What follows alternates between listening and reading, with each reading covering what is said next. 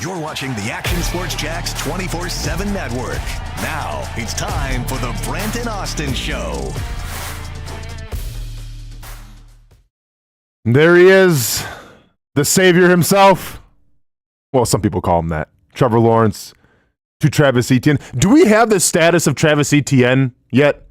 Jason Hamby, and I'm not doing the proper intro, obviously, but when fantasy football's on the line and I have Tank Bigsby just chomping at the bit to get me another 20-point game, I got to ask the question. But nevertheless, welcome to the Brent Austen Show. Brent will be with us momentarily. I'm Austen Lane. We got Jason Hamby, the ham man, or the ham Sam. What are we calling you, man? Hambone. Hambone? Yep. Is that what we established? That's the way everybody's always called me. Okay, because we didn't really vote on that, man, but I'm not mad at Hambone. It's just been the thing.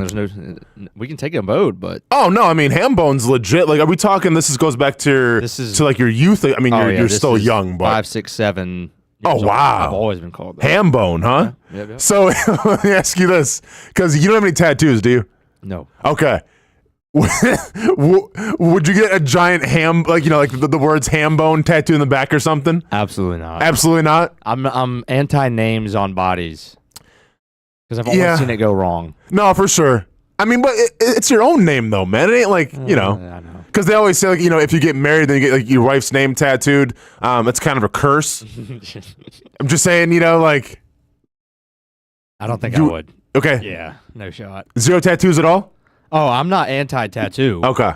For anybody else or for me, I've considered it before, but just not going to put my own name on there. Okay. I want to make sure that I'm not talking in, Nick in the daytime here, as we'd like to call him. But you've been on a plane before, right, Hamby? Yes. Okay. Funny. So I'm going through a little bit of an ordeal right now as I get ready to take off with my son tomorrow to Nashville, and then we are driving to Murray, Kentucky, because they're going to retire my jersey and everything. So flying in Nashville, driving to Kentucky.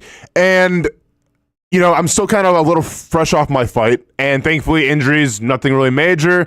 Head's still a little sore, just, from the stitches in the back of my head. But the biggest thing I have going on right now, and I don't want to sound like the giant wuss, but I have like 2 kind of giant cuts on my left foot, because like what people don't realize is like when you fight in the cage, every like canvas is different. But like in the UFC, when it's like the top notch, competition, like they take care of you, because some canvases can be slick, and when people sweat on them, you can slide around and everything.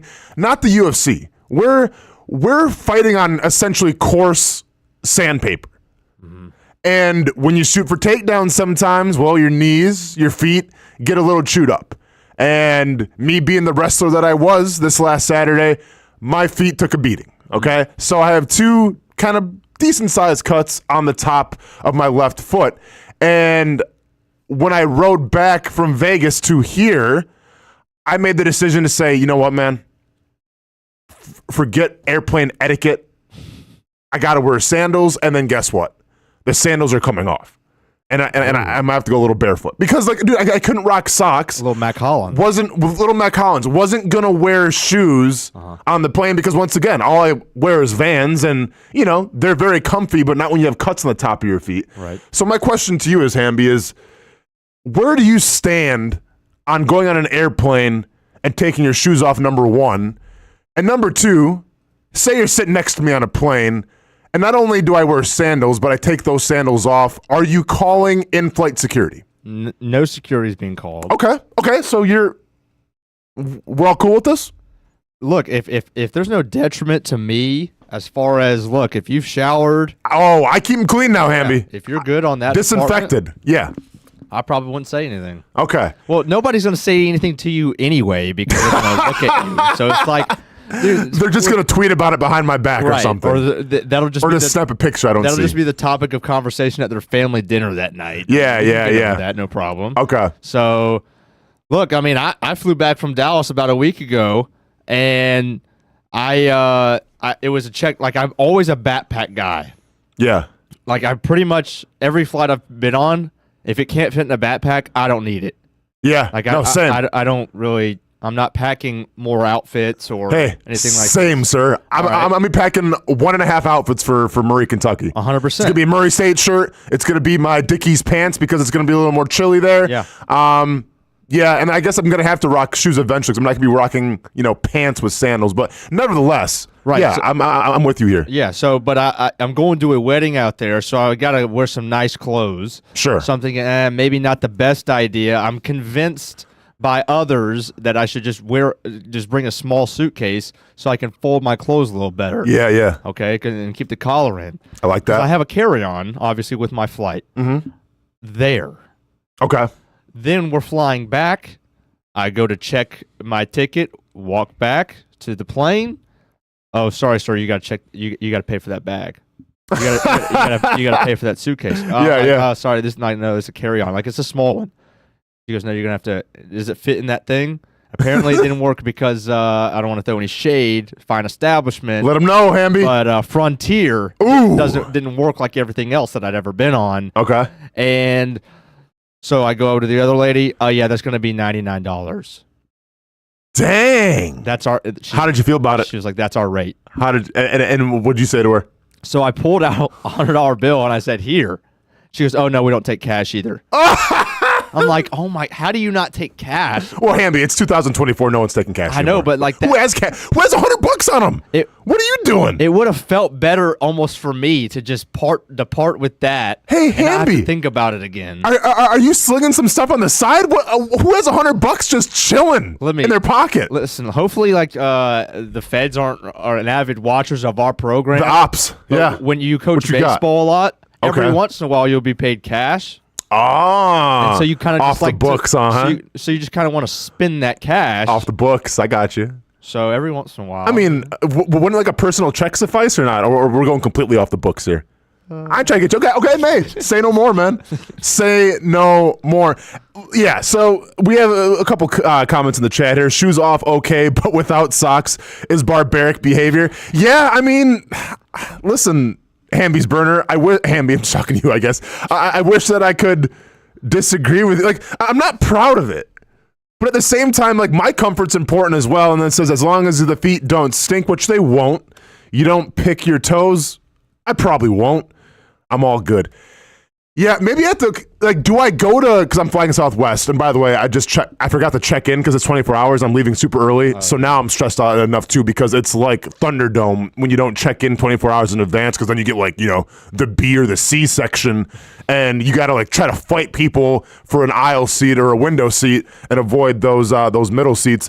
But do I go to like maybe one of the stewardesses and just say like, hey, just to let you know, I mean, I have a condition. I was like, no, because that sounds bad. Yeah, hey, it does, just to let you know, I have an injury and I will be taking, my shoes off. So if you want to put me like in the far back away from everybody, just me and my son can handle it. I would really appreciate it. But then I have to like obviously wait to get off the plane, and the last person's never fun either. So I don't know, Hamby. We'll see. But I just want to get your opinion on, shoes off on a plane. Are we good or are we, I think you're Gucci. Okay, well, just to let you know, my shoes are off right now. My sandals are off, and I'm barefoot. And it feels good, man. I feel like Janis Joplin, which you actually understand that reference because you're a music person. Yep. Anybody else your age wouldn't have a clue. Some news happening with our opponent coming up here in the Green Bay Packers with Robert Saleh. Hamby, have you seen, the reports and everything? He has been hired by LaFleur to pick apart their offense because he's a great defensive mind, I've seen. Yeah, which, number one, are you a little surprised that he chose to jump back in the pool right away?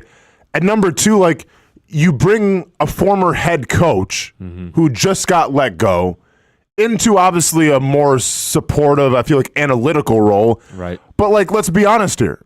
Robert Saleh is coming in with the intentions to elevate his job. He's not going to stay as the, whatever, offensive check defensive specialist guy. Like, obviously he wants to be a head coach again. Who wouldn't? Like, that's what the ego of coaching does to you. Are you for it or against it? Because a part of me wants to say, Green Bay, everything looks pretty good right now. You guys are winning. You play in a very hard division, but you're having some success. Maybe your defense isn't playing as well as you want it to see. Maybe you want to see Rashawn Gary produce a little more, all this stuff. But overall, you're winning football games. Yeah. Would you add to the mix and add a mind like Robert Saleh, or would you just say, you know what? I think we're all good. Like, to me, it makes more sense for the Jaguars than the Packers. Yeah, I mean, I'm all for it. Like, it's one thing if he's added into the locker room or on the sideline, and you're playing good football, I don't know if I'd throw that off. But since he's, from what I understand, completely off the field, simply like watching and trying to just add, I don't think it can hurt at all. I almost wish, like you said, that the Jaguars would go in and do something like that. Not that they don't. I'm sure they have. No, there's there's analysts and specialists and all this stuff. But I'm also reminded of the Urban Meyer year when it seemed like they had like 60 guys on their coaching staff. Like defensive passing game coordinator specialist, offensive passing game quarter run between 2 and 5 yards special. They had so many titles in that building. Yeah. Now, I don't know what it looked like in the locker room. I don't know what it looked like in terms of, communication. But I always felt like in an NFL locker room, Hamby, you have to be careful with having too many cooks in the kitchen. And I get what you're saying from the Jaguar standpoint. Yes, the defense right now, they're not good, right? Like they're very porous, giving up a lot of points. Maybe you want to see a change. Now, is that more personnel and who you have on your roster, or is that more coaching philosophy, or is it a combination of both? Right. I think you can make arguments for all of them. But I always tend to be more on the less the better, as long as it's going right, like it is in Green Bay right now. Mm-hmm. Because when you start, and once again, maybe and I have no idea, I haven't done a lot of research, like maybe, Robert Saleh has a connection to LaFleur that I don't even know about. Like maybe that, maybe they came up together in the coaching ranks, they're great friends, and it's a match made in heaven. Maybe that's the case. I have no idea. I'm just always more on the side of caution, though, of adding more coaches and everything. Like, yes, one head coach, one coordinator, one position coach can't do it all. Right. The game is way too intricate. Stats, analytics, like it's too much for one person to break down. And I understand that. I just say, though, if you choose to go that direction and bring in more and more coaches, if you feel that's comfortable, fine. But you have to make sure that there's a chain of command and they understand the chain of command. Because every coach that you bring in to your team does not have aspirations of staying at that same job. Sure. And it's with any job, Hamby. Talk about the corporate world. If you hire 10 people in the same position, those 10 people aren't going to want to be like, okay, well, I'm just going to stay here the rest of my life. Like, no, you want to elevate, you want to be promoted, you want to work your way up. And when you have guys that want to work their way up on a football team and a coaching staff, like, yeah, I get it. Like, you're going to work harder because of that. But at the same time, are you in it for yourself? Or are we in it for the team? In it for a combination of both. Yeah. So we'll see. It's because one of the things you got to keep in mind is obviously like. Anything in Ninja, which means you're not pulling it through, Canby. Sorry, I was just hearing. No, I heard Brent too as well. Yep. We're gonna get to him in a second, but we got to fix something, so we might have to take a quick break in a second. Okay. But as a head coaches have egos in the National Football League, Yeah. right? So it's not easy for a guy to go from head coach to, well, I mean, obviously he just got fired, so it's about as humbling as he can get. Obviously, he's sure. Obviously, he's probably telling himself that there was not on him as a football mind, per se. Yeah. But now he's got to go to giving advice and, being this off the field guy and kind of knowing his role within the Packers organization. And I don't know. I for some of me thinks that this is a lot more common than we maybe even see even outside the headlines. Like some coaches just do this. Sure, yeah, and even in a capacity where it's not official, right? Like sometimes I think coaches behind the scenes will help out a friend or something, watch film, and give some like unsolicited advice, and it's not like we even know what's going on. But I'm also reminded of like guys like Bill Belichick, guys like Mike Vrabel. Like, listen, I'll be honest with you, man. Mike Vrabel at this point is almost an afterthought to me. Mm-hmm. Like, I've forgotten all about Mike Vrabel. And we'll go to break here in a second. I just want to say one more thing. So, like, Hamby, if you're a former head coach, right, and you just get fired, right, and you're still in the same season, are you taking more of the Bill Belichick? Because let's be honest, like, I'm sure Mike Vrabel's been offered gigs, not as a head coach, maybe not as a coordinator, but he's been offered gigs like, specialist or whatever you want to call it. He's been offered stuff. Mm-hmm. I'm sure he's turned it down because, once again, the ego says you want to be a coordinator or you want to be another head coach. So if you get fired from your team and in that same season you get the job offer of, hey, we want to bring you in, watch some film, kind of pick your brain a little bit, we'll put you on, quote unquote, the roster. Do you do that?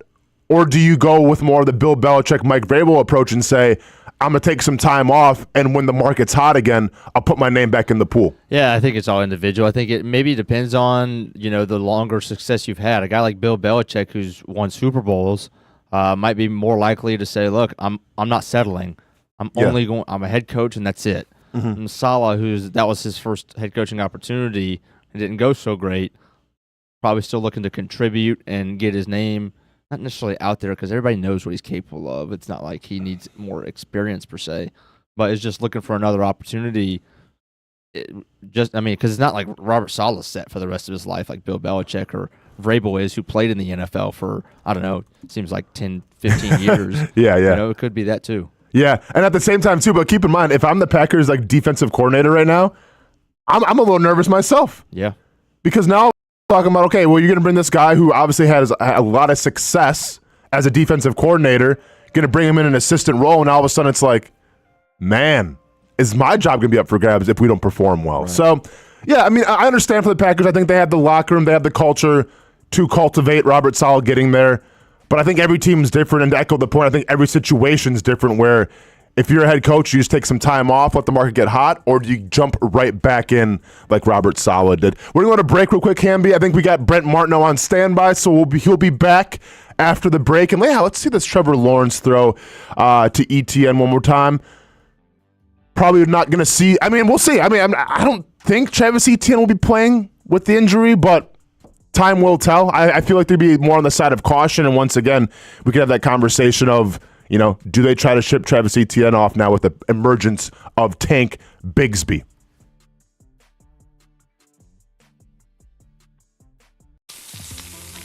In Northeast Florida, we love hanging out on the back patio, maybe grilling out lunch or dinner with the family, enjoying the good weather, or maybe enjoying the big game on the TV. Or maybe your favorite team in town, the Action Sports Jacks team. This is great, except for when it's really hot or the bugs start coming out. But what if you didn't have to worry about that? Titan Outdoor Solutions will make your outdoor area a comfortable spot any time of the day, any time of the year. This makes too much sense. Titan Outdoor Solutions can give your home an upgrade. Customized pergolas, awnings, controlled shade, even retractable screens. The solution to beating the heat and the bugs and getting more use out of your home is Titan Outdoor Solutions. And this can even help prevent storm damage at your home. Living in Florida and living in your home is already good. Now make it great. Quality products, custom work, locally owned and operated. Visit TitanShuttersAndScreens.com or call 904-484-7580. People helping people is at the core of what Alive Credit Union is all about, and it's been that way for over 70 years. From 1954 to 2024, the mission remains to inspire financial wellness and give you a financially fit lifestyle. Alive Credit Union and its employees are committed to not only serving their valued members, but also our community here in Northeast Florida. That commitment includes a partnership with the Action Sports Jacks 24/7 team as the presenting sponsor of all Armada men's and women's broadcasts this summer. Action Sports Jacks and Alive Credit Union, a partnership that just makes sense when it comes to covering Northeast Florida. Alive Credit Union's commitment to our community also involves serving the financial needs of our first responders through the recent merger partnership with City and Police Federal Credit Union. Join the community and become a member of Alive Credit Union today. Find out the many ways you can be inspired in financial wellness at alivecu.coop. I've been telling you about CGC Water Treatment and Plumbing for a long time now. Their drinking water systems remove up to 99% of contaminants. We've had a Connecticut water softener and drinking water system in our home for more than 7 years. You can see the difference whether you're washing clothes, the dishes, or what I like to do most, fill this up for some coffee every morning, and mostly all day. Remember, if you're not filtering your water, you are the filter. Don't be the filter. Right now, save $1,000 or more when you bundle a Connecticut Premier Softener with a Connecticut K5 drinking water system. The experts at CGC Water Treatment and Plumbing will test your water for free and determine your water score. Don't know your water score? CGC will find out and recommend the appropriate Connecticut water treatment solutions so you can improve it. Call 904-552-1242 or visit cgcwater.com. Ask about our 90-day love it or leave it guarantee. CGC Water Treatment and Plumbing, an authorized independent Connecticut dealer. Florida license NMLS number CFC 1432579. Baker Sports is local sports. Uniforms from Pop Warner and Little League to travel ball, high school, and college. They make you look good. They help you play good. Baker Sports has been helping families make memories that will last a lifetime with their Baker's Buckets. We've got a lot of these filled with baseballs and softballs in the garage. I've been throwing batting practice to Ty and Kaylee for years, and also sit on the Baker's Bucket, catching Kaylee while she practices her pitching. Yeah! Baker Sports is homegrown, and a lot of employees that used to play on local ball fields now work for Baker Sports, now helping you look good, play good, and make memories of your own. Visit Bakersport.com to see what Baker Sports can do for you. Custom apparel, Nike, Under Armour, Adidas, embroidery, screen printing, and more. Baker Sports is local sports from Jacksonville to anywhere in the Southeast. Bakersport.com.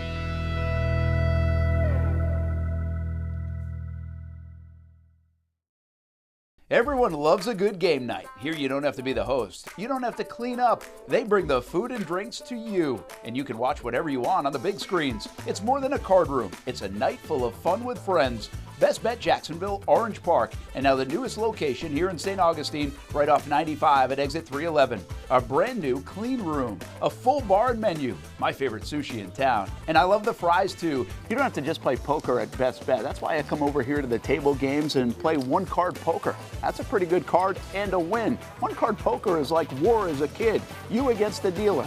And this isn't the only fun table game to play.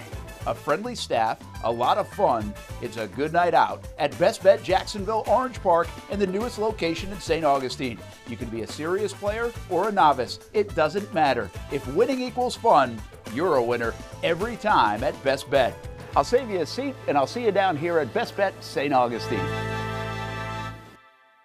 Welcome back to the Brent and Austen Show, streaming on the Action Sports Jax 24/7 network. Beautiful day. And when I say beautiful, I mean beautiful day here in the Bold City.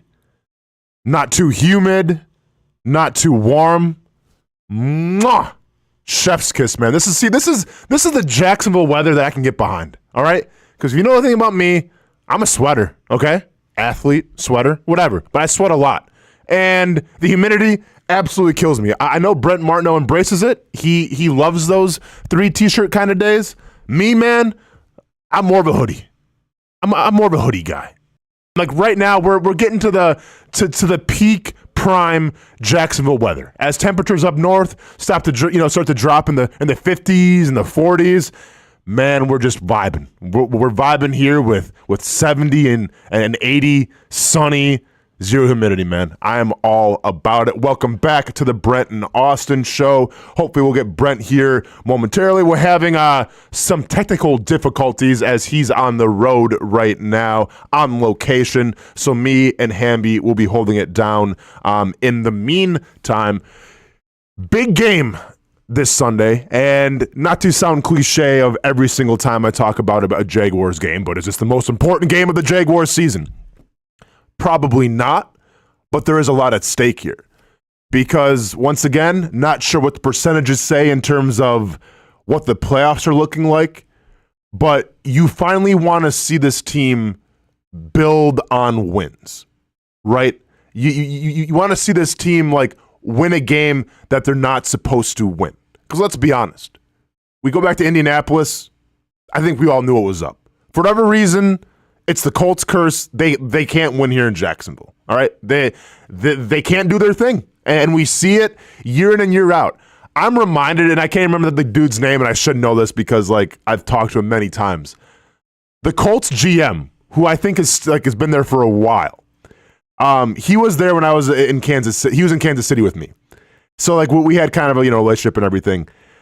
I remember Chris Ballard. Thank you very much, Hamby, in the clutch. And this is a couple years ago, and I remember it was if the Colts beat the Jags in Jacksonville, I think it was the last game of the season, the Colts go to the playoffs. And I remember like seeing him before the games. I was doing press and everything. So I'm in the press box. And I remember seeing him, we're all friendly. Hey, man, good to see you again, all this stuff. And he almost had like this sense of confidence, like he was in such a good mood because he knows that his team's going to go to the playoffs. Like, he knew it was nothing but a formality that on that given Sunday, the Colts were going to crush the Jacksonville Jaguars. And I can't remember, like, what was at stake for the Jags, who was hurt, who was in. Nevertheless, and I feel like the Colts were big favorites that game as well. And lo and behold, they get beat. And I remember seeing him in the elevator as I'm going down, leaving the stadium. And Hamby, if you could just bottle the look of disappointment, frustration, just overall sadness, oh, I would sell it for $1,000 a bottle, man, because it was just it was that palpable. You know what I'm saying? So yes, the Colts, for whatever reason, they can't win in Jacksonville. The Patriots, yeah, storied organization, not so much anymore. Okay, rookie quarterback, a roster that doesn't knock your socks off. The Jaguars were supposed to beat the Patriots. I don't think anybody's giving us a chance. I say us, but I don't think anyone's giving the Jaguars a chance to beat the Green Bay Packers, even at home. I'm not sure what the point spread says right now, but the Packers are a great team. And they're a great team in the terms of they almost defy logic of how they win. Because we've seen, and this is the definition of a great team. When you lose your best player, and I'll be honest, I think their best player right now is Jordan Love. When you lose your best player, you replace said best player with Malik Willis, and you're still winning football games? Yeah, I think you have a pretty good coach. I think you have a pretty good team. So it's the NFL, though, and we've seen it time and time again. Sometimes those great teams, they lose ones that they're supposed to win. Is this one of those circumstances for the Jacksonville Jaguars? And keep in mind, we have a case now where we're getting healthier, right? You got Tyson Campbell getting back in the groove. And now Foye Luke and Hamby. Let me ask you this real quick. I've got Brent's opinion about this. And then let's go to some audio on Foye here coming back. Who do you think coming back who do you think coming back is bigger for the Jacksonville Jaguars? Tyson Campbell or Foye Luke? I'll go with Foye. Foye, the captain. Yeah, to me, it depends on the cornerback position is a lot more important than the linebacking position. Obviously, this is why cornerbacks make top dollar, and most linebackers, they're kind of middle of the road. But yeah, Foye is the guy that gets everyone lined up properly. He is a captain.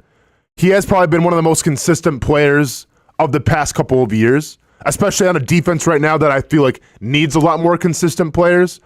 So I can see where you're coming from, Hamby. But anytime you got a quarterback, you can go, you know what? Let's go ahead and cover up their number one receiver, Tyson Campbell. That helps as well. Right. And like, to me, this was really the Achilles heel of this Ryan Nielsen defense so far, because when Ryan Nielsen got in, and yeah, we were all excited and everything, and now we're kind of a little more somber. But when Ryan Nielsen got in, he put a premium on how important the cornerback is going to be in this defense. Remember, I mean, yeah. Pass rushing is important, but it's all about the cornerback, right? And like, that was much to my disagreement. But now, in retrospect, seeing how this defense has shook out the past couple weeks, he may be right. Mm-hmm. And thankfully we've seen a defense turn around a little bit against the Patriots, which, congratulations, it's the Patriots. Mm-hmm. But yeah, I think getting Tyson Campbell back might even be bigger than getting Foye Luke back. But nevertheless, I'm glad that both are coming back. Right. Do we have some audio from Foye Luke? Yes. Okay, let's see what we got here. Let's see. I feel great. I feel happy to be back out with the boys and stuff. Starting to get back in the swing of things. Just really happy to be playing ball with the team again. Yeah. How hard was it to miss the last few games and have to watch? Yeah, it's not something I say I'm used to doing, but definitely you feel the love for the game. Just being out, watching, hoping the best for everybody, staying in it. Still going over game plans, telling your boys little notes and shit that might help, or stuff that might help them. You love the game. I don't ever want to leave it. That's the kind of feeling you get when you're away from it. So I'm appreciative of it, but I'm definitely ready to get back on the field. You think you'll be ready Sunday? That's what we're shooting for. I still got practice to do, so I'll tell you how practice is going throughout the week. There was, this team had the same record 2 years ago and made that run. So when did that turn? When did you guys? And is it the same mindset this year, game to game? game to game. I think we made that run when we blocked out outside noise and we focused on 1 week at a time, winning plays instead of winning the whole game. When you start worrying about the end result during the middle of the game, you're not playing at your best. You just got to play hard, play fast, worry about our style of play, and the rest will take care of itself. 2 of the last 3, do you feel like the team's starting to kind of turn the corner a little bit? We're worried about this game. Obviously, we had that London trip, came. All you can do is spend time with each other. I think we got a little closer as a team. New team every year, so it's always cool to be out there, get close with all the boys and stuff. New mindset. We're talking about like attacking the week this week. That's all I'm focused on.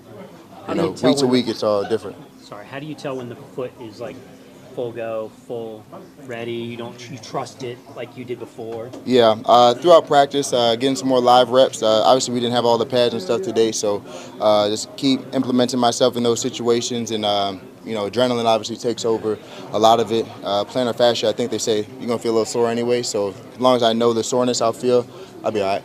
How did Ventrell do? Great.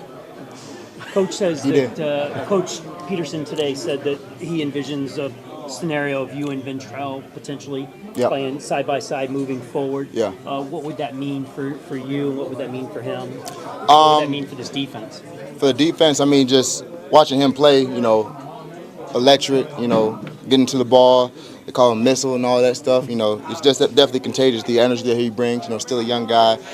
Just kind of teaches him the nuances of the game. That's all he really needs now, just understanding, where they're attacking him and stuff. But bright spot for sure, and just keep building on his game. He's going to be a lights-out player. So I'm going to enjoy, continue to teach him and play alongside of him. Obviously, we have a talented linebacker room. We got Devin. He's playing well, too. So really, watching them is going to make me step my own game up, to be honest with you. I got a responsibility on the field to be able to be a player at my best at all times. So I think, high water raises all boats, I think. So I definitely enjoy watching them two ball out and enjoy, balling out with them. Give us a scouting report on Love, quarterback.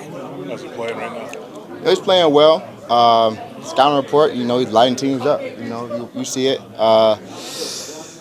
Definitely, they do take shots early in downs. They like to stay on track. They got the whole Rodgers thing. Look at the sideline. They can't go hurry up on you. He checks it down at the right times. A lot of times they flood zones and stuff in order to put the ball. So also an athletic dude who can roll out and hit throws too. So kind of a mobile quarterback that can make all the throws that he needs to make. We got to be on our coverages, keep him in the pocket. Kind of same thing week in, week out with these mobile guys. That is Foye Dewey, and this is why I'm excited for Foye Dewey to come back. Because I think people always have the preconceived notions, and this is more of like watching football movies, whether it's the program or any given Sunday, where everyone thinks that the linebacking position, it's a bunch of psychotics that are headbutting their lockers and acting all crazy and, let's go. You need a couple of those guys on your team. And I think Ventrell Miller, I don't think he's headbutting his locker, hopefully, but I think Ventrell Miller is like the physical beast that you want. Like, he's the guy that can spark the energy, but you also need the tranquility. And I remember when I played with Paul Puzzlesny, everyone thinks Puz was this beast, and by the way, he was. And everyone thinks this Paul was just this giant psycho. Not really. We loved having Paul behind us as a defensive line because he kept us calm. Because we knew that he was going to always be in the right spot. We knew that if we saw some type of motion or something, some kind of wrinkle from the offense, that he would call it out. He would get us ready. And it almost provide us a sense of calm in a world of chaos. And that's exactly what Foye Dewey does. So I think when you talk about a defense right now with Ryan Nielsen that has seen a lot of breakdowns, that has seen a lot of just mental errors and everything, you need someone to bring that tranquility. And I think Foye Dewey coming back is going to calm people down a little bit. And if you can couple that with Ventrell Miller and the energy and the enthusiasm, well, now you got something. Brent, welcome back, by the way. Tranquility probably not on your radar right now as you're trying to get this whole feed set up. Yeah, actually, tranquility was fine on my end. I mean, I was comfortable and calm. It's a beautiful day here at Queens Harbor Golf and Country Club. Hamby! Hey, listen, I've got a new saying. It's WDHDW. What did Hamby do wrong? Nice. Oh, my word. Hamby. Man, that's a diss track right there. I saw you counting on your fingers right during Foye talking. Were you counting out how many words your little saying was? Oh, wow. Had this prepared. Clown. You got to be freaking kidding me. Look at that. Oh, wow, I wrote man. it down. Yeah. Hey, man, send out a tweet if you're bored. That's a good point, man. Dude had some free time on his hands. I was, the wristbands. I just had to make sure I got it right. There's a lot of letters. There's an extra letter in there. I'm not too bright. I'm not your eye kind of Q. Yeah. Hey, we are out here at UNF for golf scholarships, FORE, by the way, raising money for some athletic scholarships, and a beautiful day, as you mentioned. But you just hit on a bunch of stuff, man. The Foye Dewey interview was fantastic. Because to go back to I thought you were going to mention Daryl Smith in your tranquility piece, not just Paul Posluszny, but same, I get it. Yeah, same. Yeah. Sorry.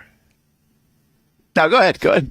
No. I was gonna say, Daryl Smith definitely fit that category as well, Brent. But I think people, they always thought that Puz was just his nose is bleeding and he's still playing and everything. And he's playing with a torn pec and he's kind of like that throwback, which he was, and then that's a compliment, obviously. But what people don't really see with Paul Posluszny was the fact of he was also his kind of calm, cool demeanor. It wasn't and I remember always reminded in the locker room before a game, most of us are bumping music, headphones blaring. Paul would just sit there in his locker and just go on his playbook.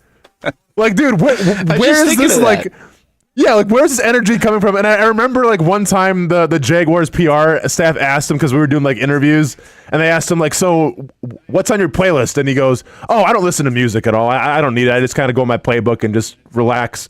And then they're like, well, if you could pick a song, and he's like, and it took him 10 minutes to think of a song, right? And eventually he just goes, Korn, Freak on a Leash. I'm like, okay, Buzz. So there is some of that craziness there. It's just he doesn't want to bring it out, I guess. Yeah, I didn't know if he was going to go Barry Manilow or something like that. No, for sure. Yeah, Enya, Natalie Merchant. Yeah, it's so funny you say that now about headphones and pregame music. I mean, I've taken a lot of trips with the Jags, and so you see the guys in that space, either before the game or you see them on the bus, or I don't ever remember seeing Paul Posluszny with headphones in. Ever. No, never. And that, I've seen every guy with headphones in, and I've never seen him with headphones in. So that's wild. Dude's just sitting in his airplane seat, just thinking about the game. Doesn't have time to watch a TV series or a movie. Just sitting there, staring off, thinking about the game. It's wild. He probably has all these, what is it, Beats by Dre and all this stuff in his locker. When he left the league, he probably had 50 pair of headphones, unused, right? Good Christmas gifts, by the way, for everybody else. Great Christmas gifts. And I always remember too, because you know me, Brent, little bit of a wild child when it came to football, so I'm blaring music. And I'll never forget one time, because of all people who should embrace blaring music in your headphones to the point where the whole locker room can hear it, it should be Joe Cullen. But I distinctly remember, I think it was before we played the Titans at home my second year, and I always had a routine. I would always play some music, I'd put some eye black on, I'd go sit in my locker, rock out and everything.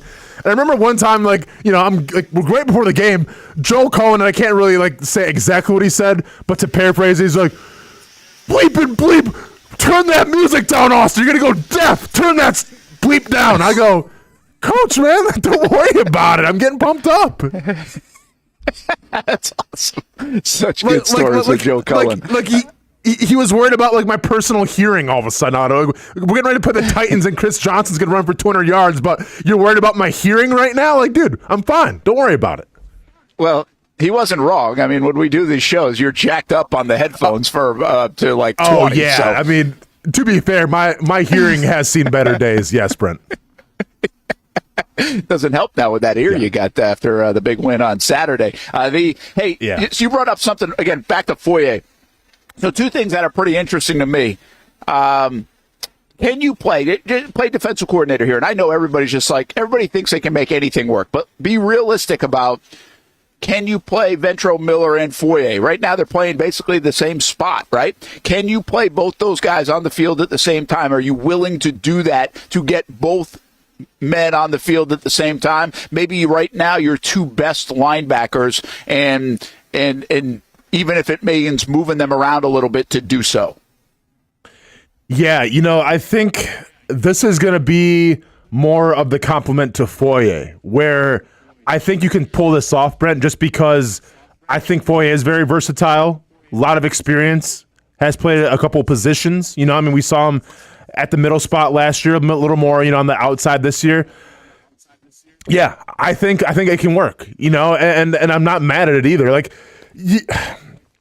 love to see Devin Lloyd be used in some capacity as well with his ability to, blitz and get after the passer and everything, but it's like I alluded to start the show off on Monday. It's when you have a guy playing like Ventrell Miller is playing and providing energy and playing at a pretty high level, I feel like you have to reward that. I feel like you can't just go, hey, thanks for your service, thanks for busting your ass, thanks for being the energy, now go sit on the sidelines. I don't think you can do that, especially with the defense right now that isn't really playing well. So I can envision Foye playing the middle, Ventrell playing the strong side, and going from there.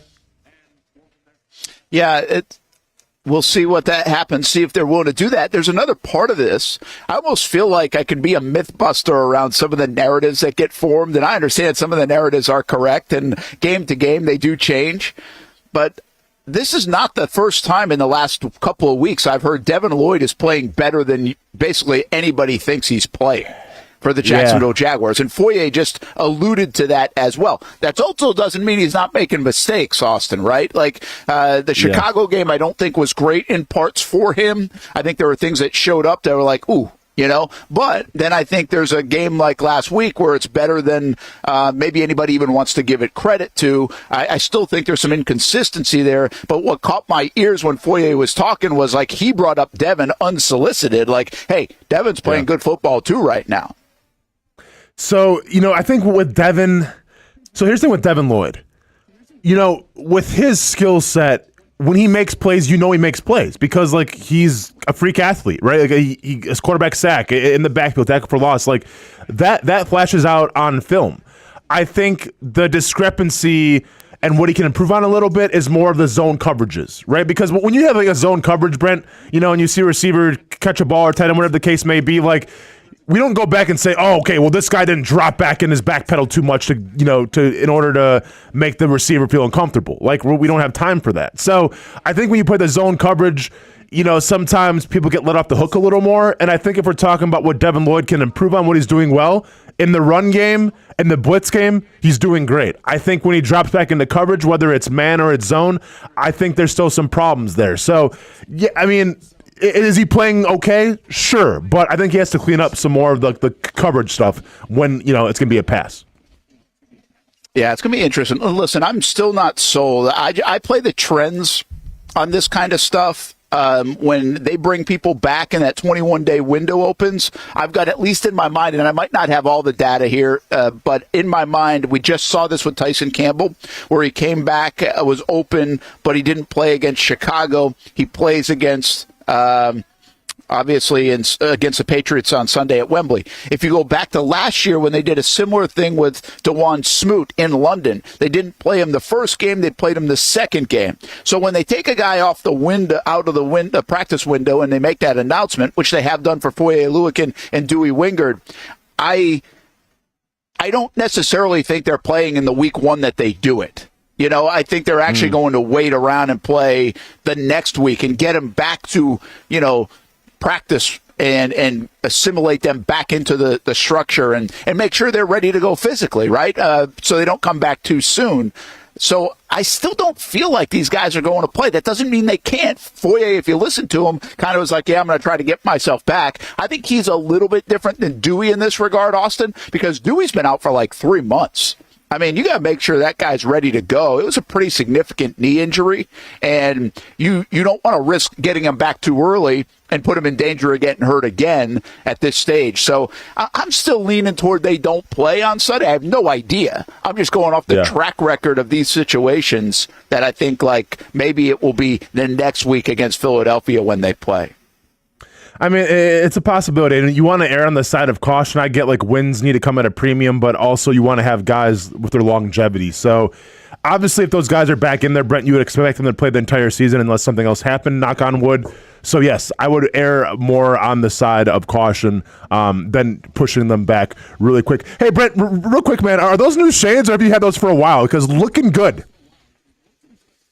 Oh, you like them? Yeah, I've had them for a bit. Yeah, there's my Shady Rays, even though I still don't get any endorsement, anything from them, but they are my Shady Rays. Oh, no, yeah. So. Prop this up here, Hamby. Make sure you take Shady Rays in this. Looks like a police officer getting ready to go under internal investigation. Well, I've been doing some investigative work lately. I mean, I have over in London. I was doing some investigative work in London. Get ready to go under internal investigation. Yeah. As I'm finishing up my brilliant thought on the Jaguars working people back in the lineup, I see you start chuckling. And because I'm like, you're waving to people, you're such a celebrity at that golf course.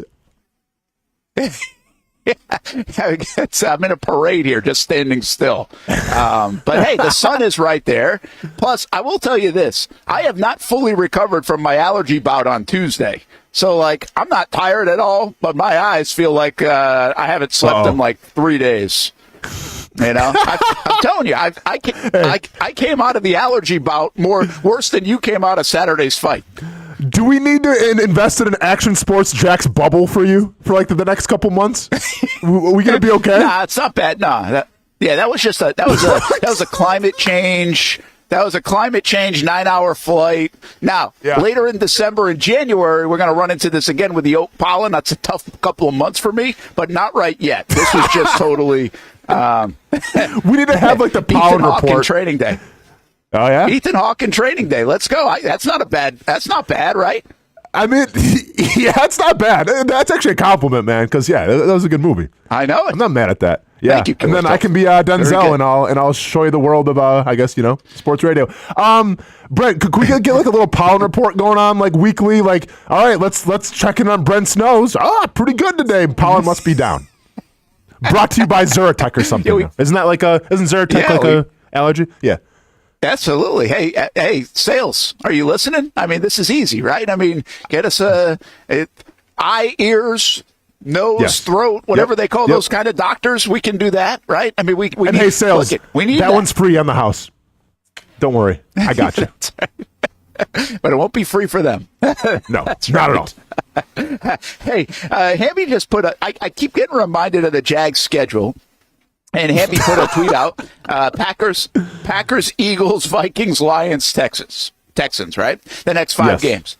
And you know what? You know what's amazing to me? I caught this for the first time last year, where the Jags. It was a combination of they got in trouble in the end of the season because of injuries, which was real, because of poor play as well and execution, no doubt, but also because they had played a schedule that was beefy. They had to all of a sudden play the Bengals, who were a legit team. I know without Burrow at the time, but they're still a very good team. They've been there before, the Monday nights, the prime times. The Ravens obviously existed there. Tampa at the time was playing really well. So the way the schedule fell, it didn't help them. The only break they got was Carolina and Tennessee, and they screwed up Tennessee. Quite frankly. So I don't think the schedule, I came out of last year thinking, wow, that's the first time I've ever thought in my 16 years of covering the Jags that the schedule really hurt them. They had gone from, in 22, playing a worse schedule, a last place schedule in the division, to a first place schedule because they had won the division, and I think it caught up with them last year. Well, this year they obviously they have a second place schedule, and Houston has the first place, and I'm like, well, they went from a worse schedule last year to a first place schedule, and they're going to have to deal with that a little bit. I saw the Jags not handle that well. Well, you know what's crazy, man? I think the Jags schedule's harder than the Texans. Call the Texans schedule up if you want, Hamby, and see who they've been playing. The stretch at the top of the season for the Jags, the first 4 games, was really difficult. Very difficult. And now they go through this stretch, very difficult. Now, there's a couple of surprises in here, right? Maybe not the Packers. Really, the only surprise is probably the Vikings. The Vikings are a surprise. The Vikings weren't supposed to be good. But now you're playing an AFC North, which is absolutely loaded in the middle of the season. with the Packers, the Vikings, and the Lions. And then in between all that, you get an Eagles team that's pretty damn good, and you got them on the road. And then you get the Texans at home, which, again, Texans are one thing. That's actually, in my opinion, it's the easiest game of the whole 5-game stretch. Right now it is, yeah. They're the team that's 5-2 in your division. It's crazy. You know, it is wild, and like I remember when we broke down this whole thing. Like, but there's a couple anomalies here. Like, I think we thought the Browns would be a lot better though, too, right? And then the Browns really aren't that team. True, true, and they missed it. And then they did miss that one. That was kind of a gimme. That was an easy bucket and airballed it. You know, I think when we were both kind of on the same page here, if I remember, when we were breaking down in the preseason, like what this record could look like and how it could finish, like we were all salivating for the fact of you finish your season with the Titans, the Jets, the Raiders, the Titans again, and then the Colts. Like that's what you would want, right? Like if you have a team that's on the precipice of going to the playoffs, that last run right there, man, there's definitely some wins there, at least so we thought. Now we'll see how it all plays out and everything, but at this point, it doesn't even really matter how you finish your season because you're probably not going to be in playoff contention. But I remember talking about, okay, let's get the harder part of the season out first. So, let's get battle tested a little bit with this kind of run right now. And then towards the end of the season, when we play a couple more of those cupcakes, it'll be all good. Well, now it doesn't really matter. Or at least, well, it doesn't right the now. The percentages say it doesn't matter. We'll see. Yeah. Yeah, it doesn't matter. I honestly think that's why, to your point, you're right. It loosens up after the Texans. And quite frankly, you're supposed to beat the Texans at home if you're going to have a chance to win the division, go to the playoffs, right? It's okay to split. It's okay to lose that game on the road, but you better beat them at home. You can't lose 2 games to Houston if you're legit. I mean, every game can't be easy. That's not what I'm asking for. I'm not saying it should be a cupcake schedule. What I'm saying is the Jags schedule is difficult, and it had stretches where it's really, really hard. And to the point where if you didn't play well, which they haven't, they're going to suffer the consequences of that. And the same goes for right now. If they don't play good football, they're going to lose these games. They got no chance if they don't play better football. So then it just makes the rest of the year, the last 5 games that seem very gettable. And in an NFL, that's never an easy thing. It's never a walk in the park. But it just might make them, well, to go back to last year's, a moot point. Austen Lane. Bring it back to greatest hits, Brent. Good for you. Put it in vinyl, man. Let's play them up. I agree with you. I definitely agree with you here. And once again, if you look back on it, and we still have some time to, worry about this season still and not reflect back so much, but when you look back at how this is all going to transpire, you'll look back at that Browns game and think, well, what the heck? You look back at that Dolphins game and wonder, we had it. And then all of a sudden you get the easy part of the schedule. It's like, it was there. It was literally there for the taking. A couple plays here, and it could have been a completely different season. But unfortunately, you are what you are right now, and right now you're a 2-win team. What do you think the Jags should be right now? In reality, if things this season had gone well, do you think they would be 4-3? Is that fair to say?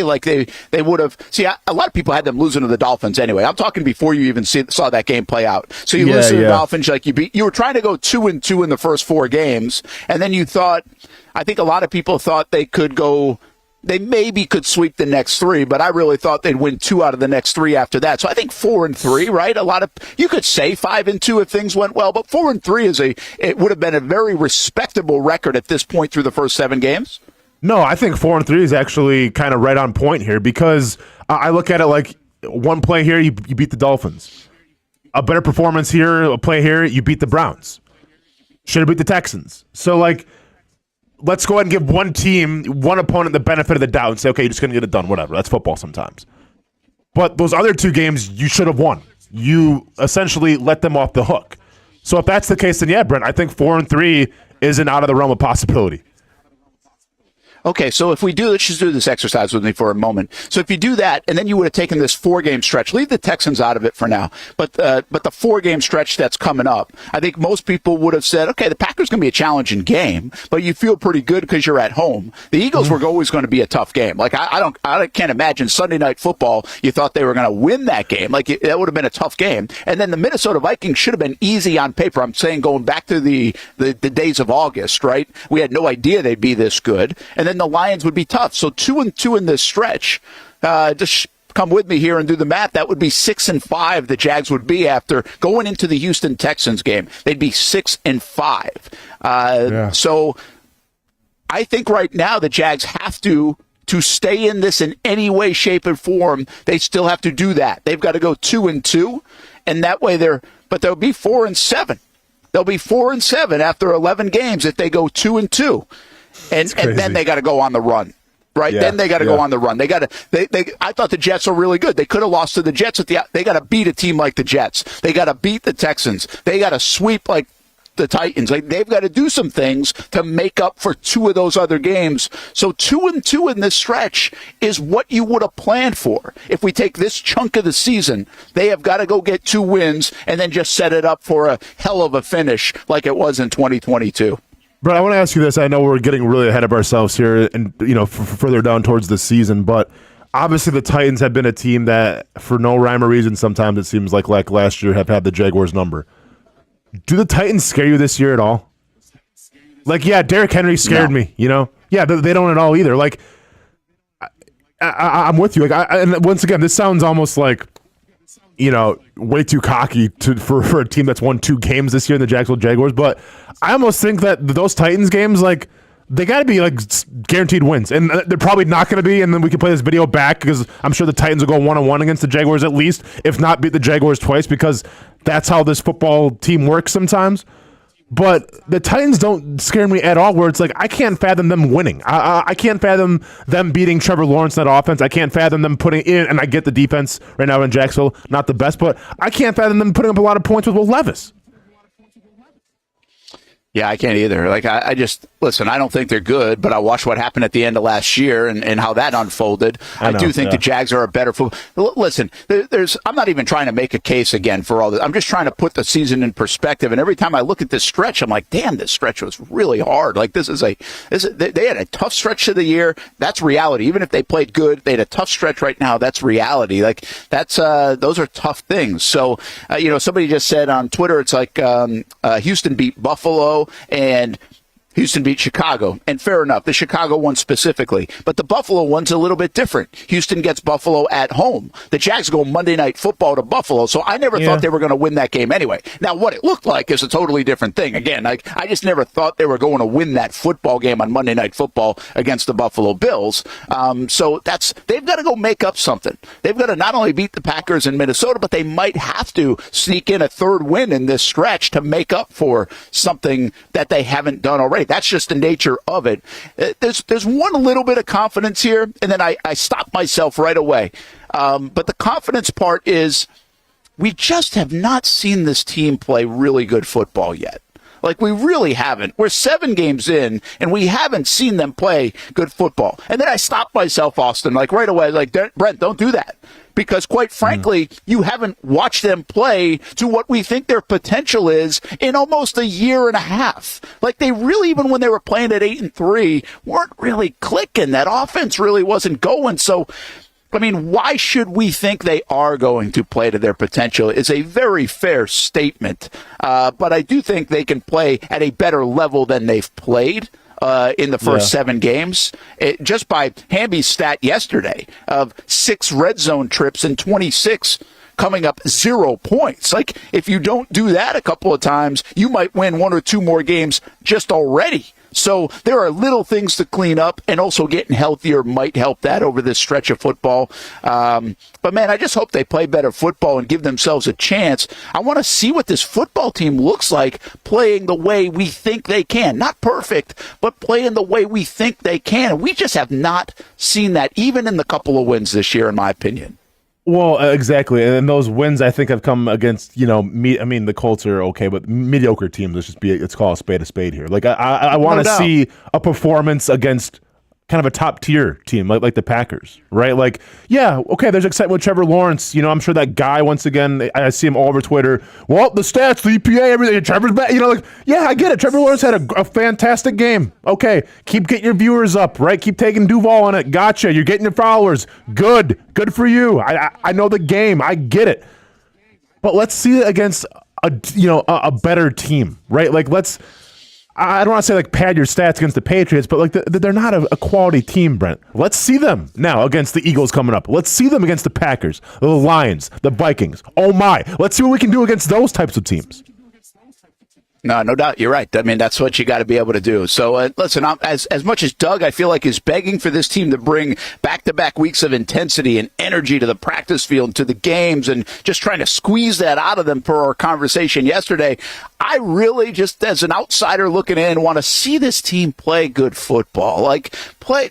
Don't make us look so bad. Like, we're not blind faith here. This team is better than it's played. Like, we know it is. So just play good football for at least the stretch. And you know what? At this stage, if you still don't make it, so what? Like, you're not. You're probably not. We know that. We get it. But show the signs of playing good football so our eyes don't lie to us so much about what we thought this football team could be. Let's take a time out. We're at the 4 Scholarships UNF golf tournament as they raise money for athletic scholarships here today. Good to run into Jackie Lynch just moments ago from Nimnik Buick GMC, just part of the foursomes that are playing in this one. In fact, they have a bunch of golfers out here at Queens Harbor Yacht and Country Club. There's the yacht side of things. That's not a bad scene. That's what I'm looking at right now. Brent's going to be in the UNF men's golf police. coach Scott Schroeder.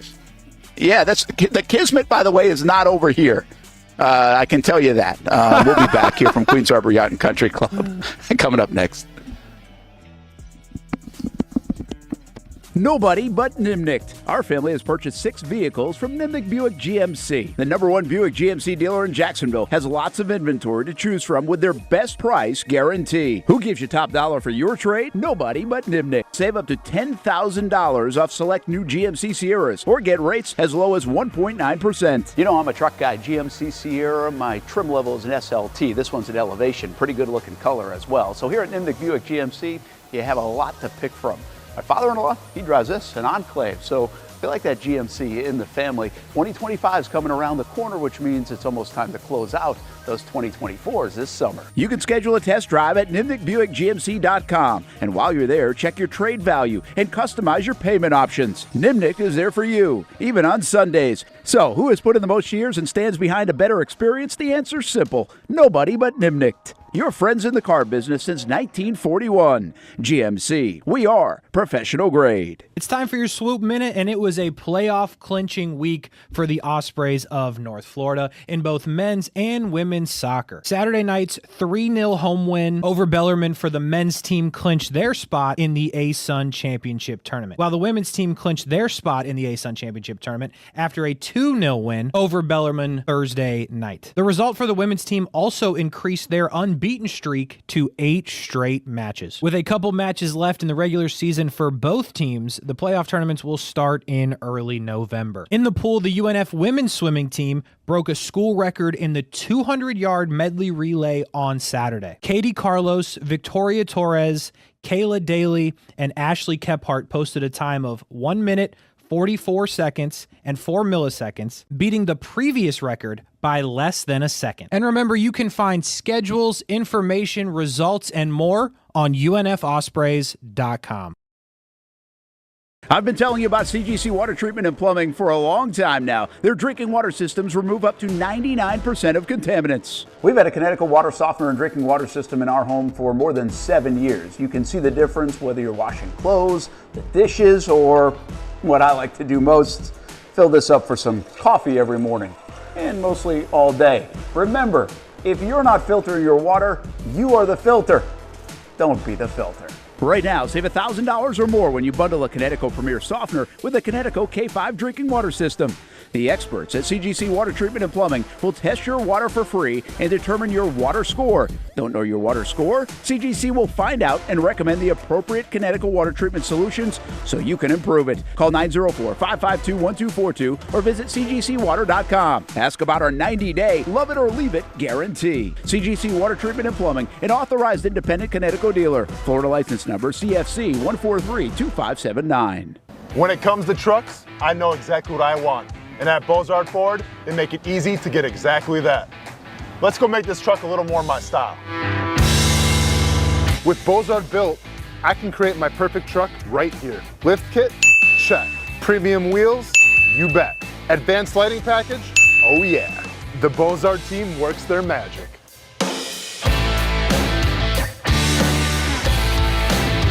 From bumper to tailgate, I'm making this truck mine. It's everything that I wanted and more. From the field to the gym to weekend adventures, this truck's built for my journey. Bozard built. Customized for your lifestyle, built to exceed your expectations. Check out the inventory and available options at bozardbuilt.com. Unleash your dream ride. Customized, covered, and Bozard approved.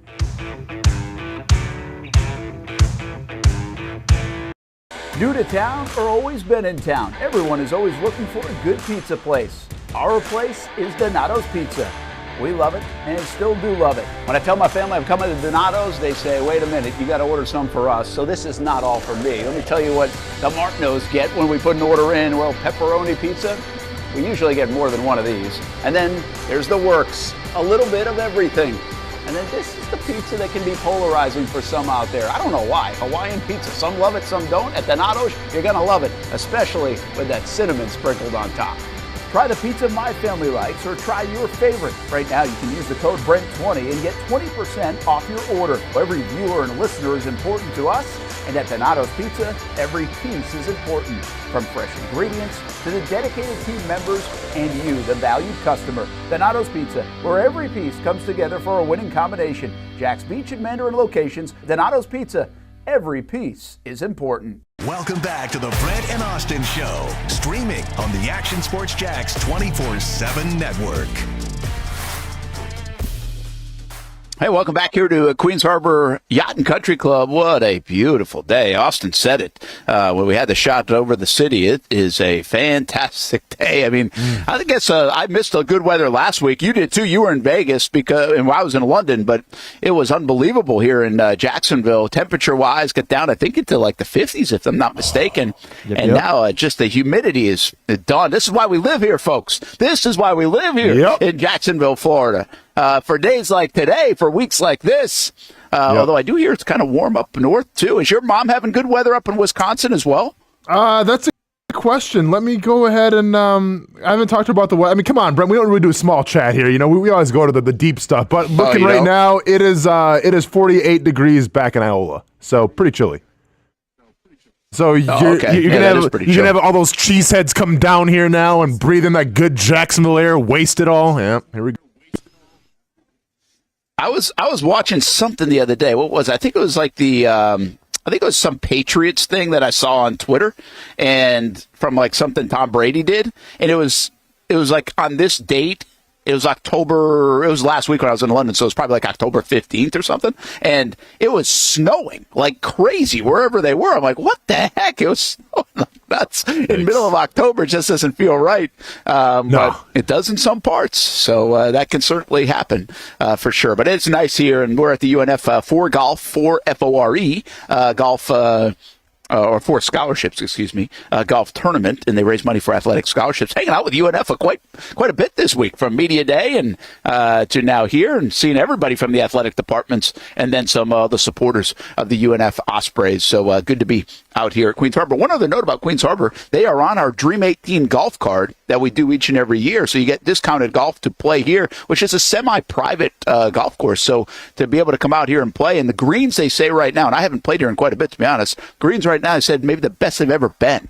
So if you want to come out to Queens Harbor, fun track too, and they put a lot of work in, and so great time to come out and play. And if you have that Dream 18 golf card and haven't used it yet, well, you can certainly do that until the end of December 31st, 2024. Brent Martineau Austen Lane, Jason Hamby, obviously talking a lot of Jags and NFL and everything else. We have ourselves a pretty good football game tonight, guys. Thursday night football. The season this year has not had a ton of unbelievable games. Like, if I ask you right now, hey, give me the best game of 2024 in the NFL season, what pops in your mind? Falcons and Eagles. Wasn't that when the Falcons beat the Eagles? Well, there's a Falcons game I'm thinking of. Maybe last minute? I think you're right. Yeah. Yes. Yeah. That was the Eagles, right?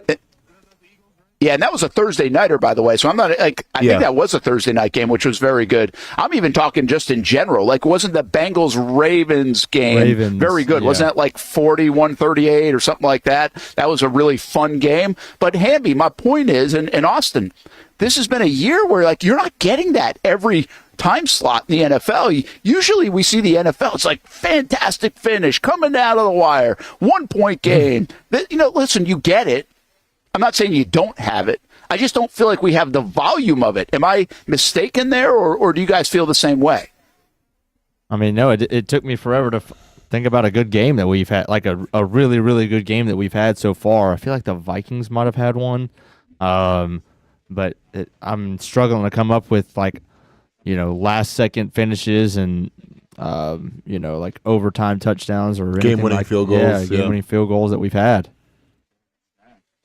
Yeah, I know Houston kicked the 59-yarder to beat Buffalo. Again, there are examples of it. I'm not telling you that it's been a dud of a season, but I don't know if I mentioned this yesterday or if I was mentioning it to Ty when I was talking to him. I can't remember who I said it to, so sorry if I'm repeating myself. But last week, there was I think it was before the Monday night games because they had a doubleheader. The average margin of victory in the NFL was 14.5 points. The average difference in the score, 14.5 points. That's not the way the league is built. Like, that is weird. And Austin, do you have any idea why that would be? Do we not have a dominant team? Or do we have the haves and have-nots like Major League Baseball feels sometimes? Like, why would that be, in your opinion? No, I just think it's more just of an anomaly. More like, I don't think there's any rhyme or reason, really, Brent. I don't know. Is there breakdowns in defense? Like, no, I think you can take it in so many directions, but at the end of the day, I just think like that's just one of the anomalies. Yeah, I don't know it either. I mean, I just know, like, the Patriots aren't bad, right? The Carolina Panthers are bad. Like, those are two bad football teams. I don't know if anybody else is bad.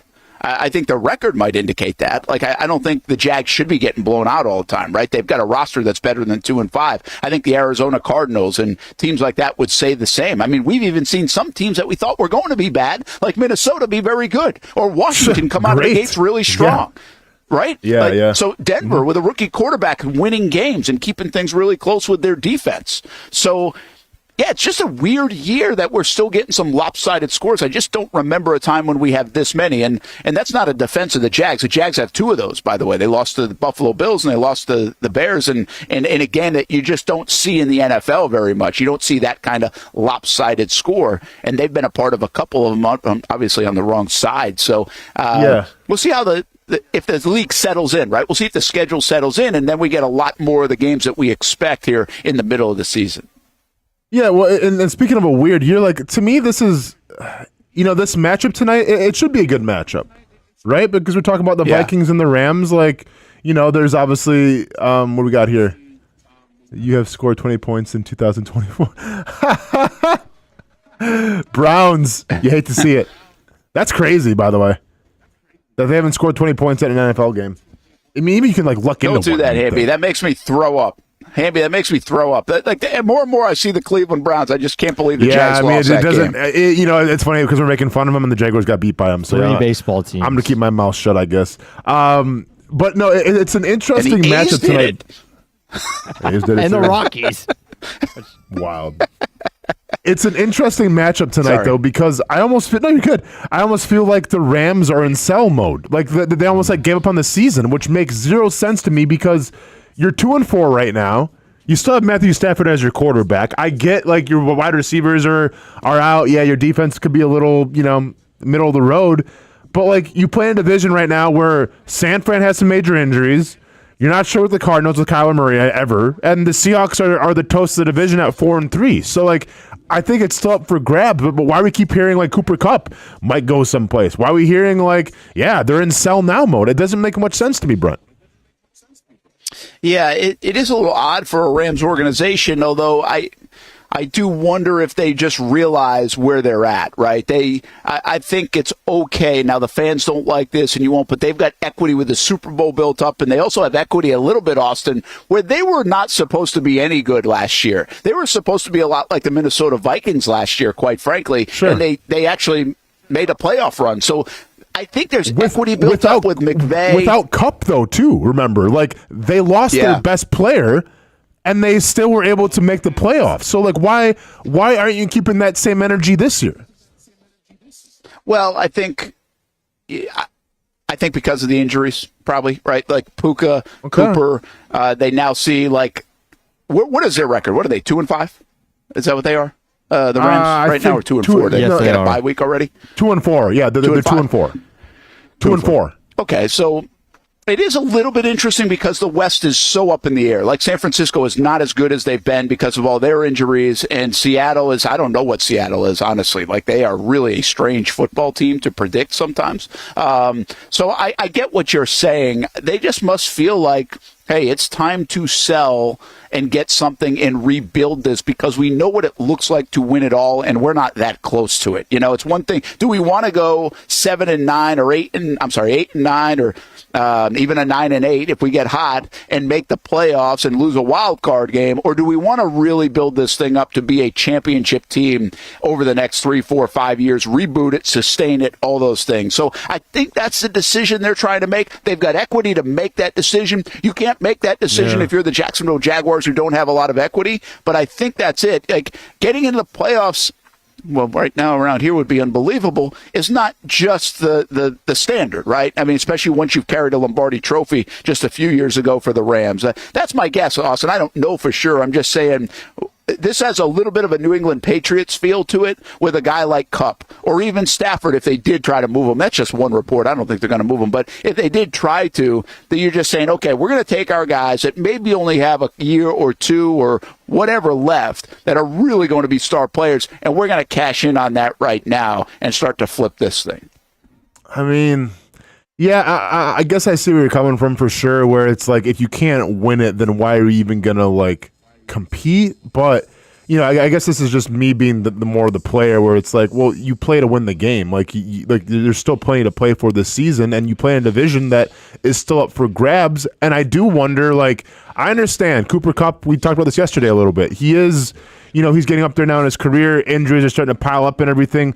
But when he's on the field, he's still, I think, one of the best wide receivers in the game. And like, when he's on the field, and I get Puka who has all the hype and everything. Williams is a good player, Stafford, but like, Kupp's the best player on their team.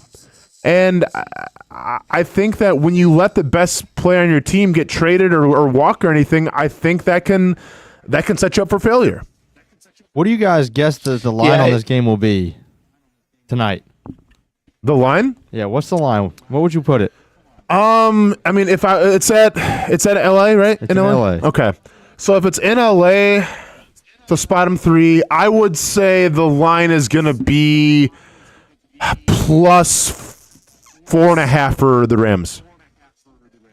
I was going to say Vikings favored by 3.5. Oh, wow. You guys are pretty much right on. Vikings -3. Dang it. Yeah. Yeah, and I think that's right? I mean, the Rams are just okay. I thought it was going to be higher, really honestly. well. Yeah. Like, here's what I don't know, guys. Here, I have this big, I don't know why I'm into this thing. It's not even like a conspiracy theory. It's just like, I'm just into this year. Like, really, the NFL, is it going to be an anomaly, or is it going to work the way it always works, right? I don't understand. Why am I all over this year? I don't get it. Maybe I'm just trying to make sense of the Jaguars. It really could be deep diving to trying to make sense of what's going on. But Minnesota doesn't make sense as much as the Jaguars don't make sense this year. Would you agree?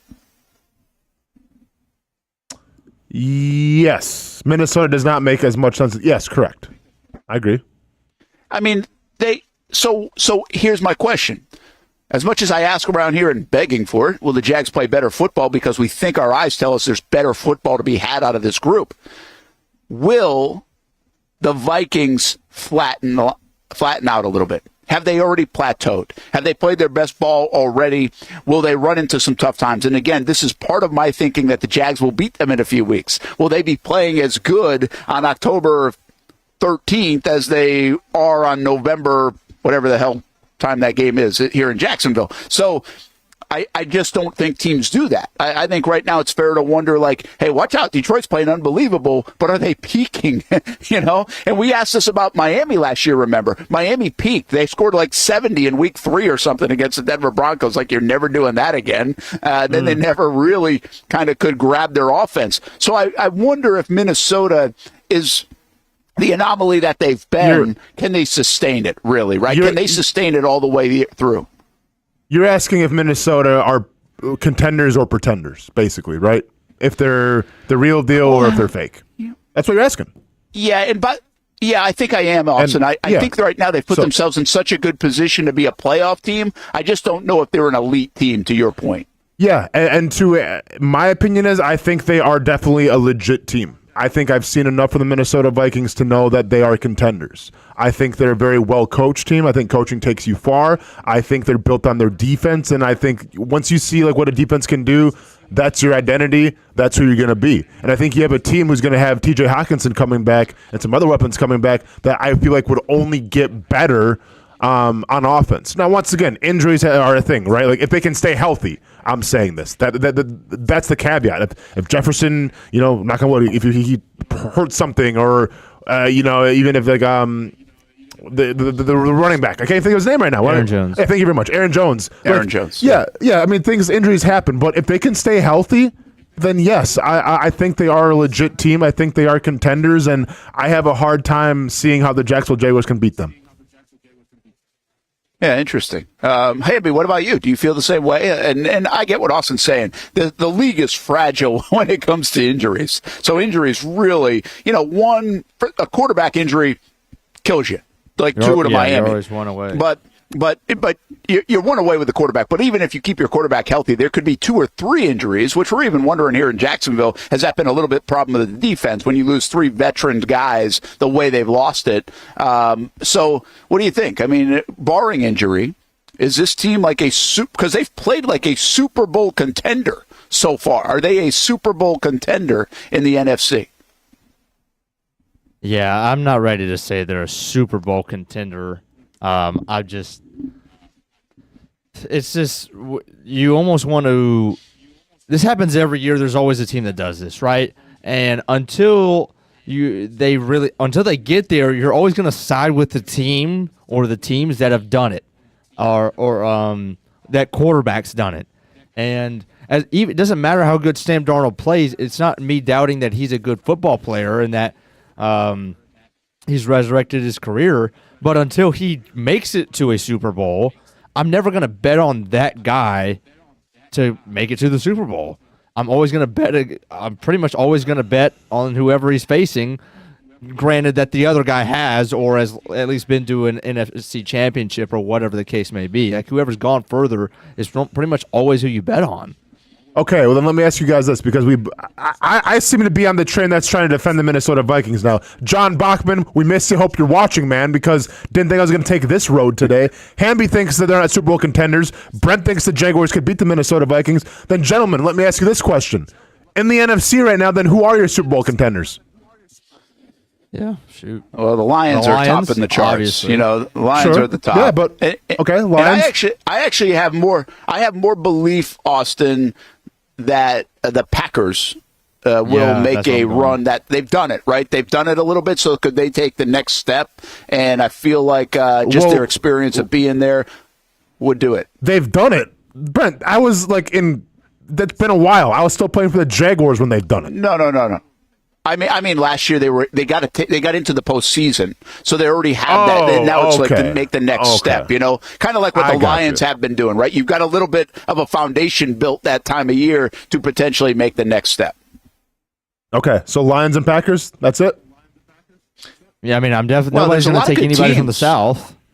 Yeah, but I'm asking the question, like, you guys aren't ready to call the Vikings contenders yet, and I'm asking, okay, well, who in the NFC then is actually, like, could you legit see a contender? Because Washington's 5-2 right now, but you can't make an argument for them because rookie quarterback, unproven team. Yeah. You could say, the Seahawks, but, like, we don't know what they are right now. You can make a case and say, I mean, I guess maybe, like, the Falcons, who we thought they were going to be with Kirk Cousins, but, like, they haven't shown us enough yet, so... Right. That's just my question. Like, if we're going to say that the Packers and the Lions, yeah, I agree with you guys wholeheartedly. But there's only 2 teams then? Like, I mean, you don't want to throw the Vikings in that mix? Look, it almost puts us in the same position that we were in last year, where we thought the AFC was so much better than the NFC. You look up and down the AFC, how many teams that we could see get to the AFC Championship. The Bills could. The Chiefs could. Yep. The Ravens could. I'm not sold on the Steelers, but the Steelers are playing well right now. Like the national media would still say the Texans very well could. Sure. Like they could win another playoff game than they did last year. So I'm sure some people would say that the Jets are not out of it yet. That if they could turn some things around now that they have Devontae, now that they have Hassan Reddick, now that if they figure out their. Hey, I'm going to say the Jets are out of it. No, I know. You were good, but I'm just saying. Look, everybody. So if there's a team I think that is most comparable to the Jags, it has to be the Jets. Not as far as acquiring guys at the deadline like Devontae Adams, but teams that you do not understand how they're that bad. They're both 2-5, and there's still belief that they could do something. And based off of their schedule, potentially they know the Jets know that they can't win the division pretty much anymore, barring a miracle. But if they can squeak in, that's a team that would believe that they could do something in the playoffs. I don't think I actually don't. First of all, I want to make it clear. I'm not thinking that the Jags or the Jets are doing anything playoff-wise. I think the Jags could find themselves and play better football, but I think it's over for the playoffs. I don't believe the Jags are going to make the playoffs or have a chance to make the playoffs. I think for a myriad of reasons, I think they're going to still get themselves. I think they're going to make it exciting around here still this year. I haven't lost that faith that they will play better football and get us excited. And I think it might even start Sunday. If they get a win, they're going to get people excited. They've won 3 out of 4. They're playing better football. They beat a legitimate team. Those things can happen. I just don't think I give them 0% chance to make the postseason based on tiebreakers, what they'd have to do, all those things. And I'm in that boat with the Jets. By the way, I think I might have the Jets going to the Super Bowl. I think the Jets have been highly disappointing, way disappointing, and I think they made a bad move by getting rid of Saleh at the time. So, those are two teams I don't. What you said is interesting is I look at that NFC. If you want to go take a look at the NFC playoff picture, I know they do like that every week. Mm-hmm. The NFC, Austin, has become what I thought the AFC was going to be this year. I thought you'd be able to get to 12 or 13 teams down and say, wow, 7 weeks in, this team still has a legitimate chance. I could see them making a run, or I could see them doing that. If you look at the NFC, and I don't have it right in front of me, but you'll see teams like San Francisco, number 11 or 12 or something like that in the NFC. I don't know exactly which one they are, but they're down there. And if they get healthy, 12. You can certainly predict San Francisco still making a run, because what are they, 3-4? So they're not totally out of this at all, that they could get in the postseason, get in the dance, and make a run. So it is interesting to me that the NFC has kind of shaped up the way I thought the AFC was. I did not think they'd have this many quality teams in the NFC this year. I thought the AFC was the depth in terms of quality, and then you had your Lions and maybe the Eagles and San Fran or something like that could really be top heavy, or Dallas even be top heavy in the NFC, and it just hasn't transpired that way. I get your point, Austin, though, back to make this full circle. You probably could put Minnesota in that mix. I respect the idea that you say they can do it. I don't feel they're that way, but I think some people would say Philadelphia this way. I don't feel they're that way in terms of a Super Bowl contender right now. I think there are two really good football teams in my eyes in the NFC, and the Lions are head and shoulders probably above everyone the way they're playing. And I think I would put the Green Bay Packers next. Everybody else I kind of have major doubts about making a run to a Super Bowl, even though we sit here in October. I mean, that could change in 3 weeks. You know what I mean? No, without a doubt. I mean, we were all about the Saints for the first couple weeks of the season. Now, once again, injuries happen and everything, so it's not necessarily – a lot of it has to do with Derek Carr being out, but still, the Saints were a very highly coveted team, and now they're an afterthought.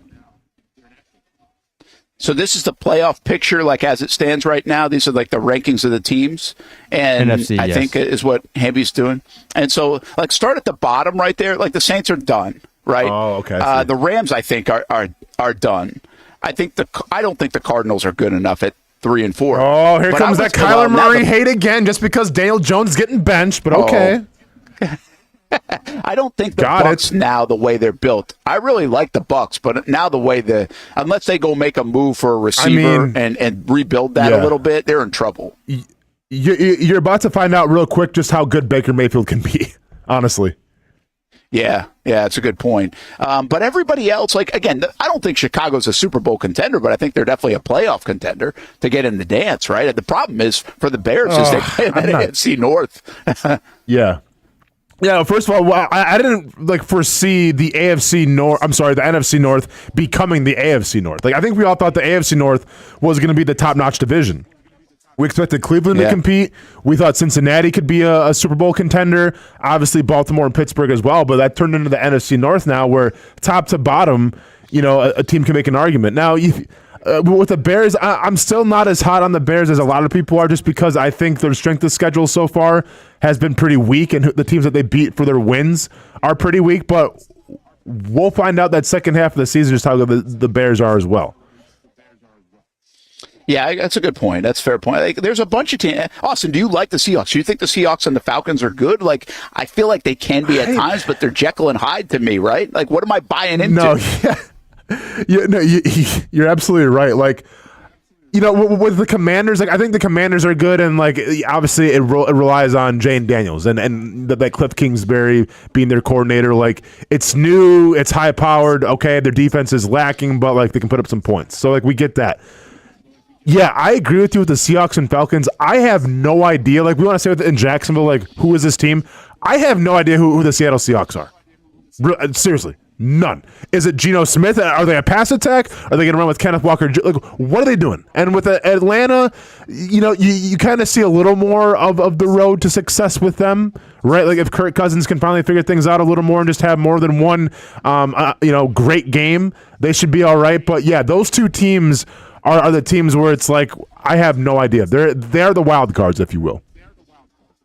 Yeah, it's all right, here, since we have this up, let's do this real quick, okay? In my mind, what jumps out to me is the right side of the screen. You have the Eagles, the Cowboys, and the Niners. I think they have all been pretty bad. So, not bad. Eagles aren't been bad, but I don't think they've been great. Like, I don't know. I just don't feel they've like all been underachieving. And even though the Eagles are 4-2, they're still underachieving. Yeah. That's a good way to put it. So what I would say, though, even the Cowboys have felt like awful. Like some of the scores the Cowboys have had in the first halves alone, you would not even think they're 3-3. Then they're right in it. San Francisco has been littered with injury and have really not played good football overall. And they're 3-4. They're not that far out of it. The Eagles obviously are 4-2, and you just said what you said, and I said what I said. So my point being here, I think Eagles, Cowboys, 49ers, one of those teams is going to get hot later on. Like, it might not be this week or next week, but it might be around Thanksgiving time to the end of the year, where they're going to be a little bit more like we thought they'd be. And they're going to climb that ladder of the NFC and challenge the Lions maybe before anybody else does. Well, the Packers are right there as well, in my opinion. But it could be like the Lions, the Packers, and then one of the teams, Eagles, Cowboys, 49ers, when we look up around Christmas time. No, I don't think you're wrong. Now, it's very cute that you're throwing the Cowboys in this mix because you had the Cowboys and Jets in your Super Bowl, so you're trying to salvage what you can with your predictions. So it could happen, but yeah. But no, I think like that's once again with the Cowboys, it's all about injuries though, right? But like, you can't lose Micah Parsons and expect to be good on like they've had some serious injuries. So yeah, if guys can get healthy, can they turn things around? Absolutely. And I think with the Eagles, once again, like, I'm not sure injuries are really their excuse. I just think more it's the cohesiveness, which is wild because when we talked about, in the preseason, like, at least this was my opinion, like, okay, you add Saquon. So, like, you replace, like, you essentially have the entire team coming back. Yeah, on defense, you're a little susceptible in the secondary. You try to address that in the draft a little bit. So you essentially just upgraded DeAndre Swift to Saquon Barkley. Say no more. Should be scoring 40 points a game, if you will. And they're not. So they're kind of an enigma in terms of like, whoa, why are they playing like they're playing? And I think with that, you can say, well, does that have to fall more on coaching right now than anything? I'm going to go one more time, okay? I know we're super late, but we'll get to a break in a minute. But just because we went big picture NFL, I ask you guys both this question. Outside of the Lions, and I'm going to put the Ravens in this category now that they've won 4 in a row and their offense looks so electric.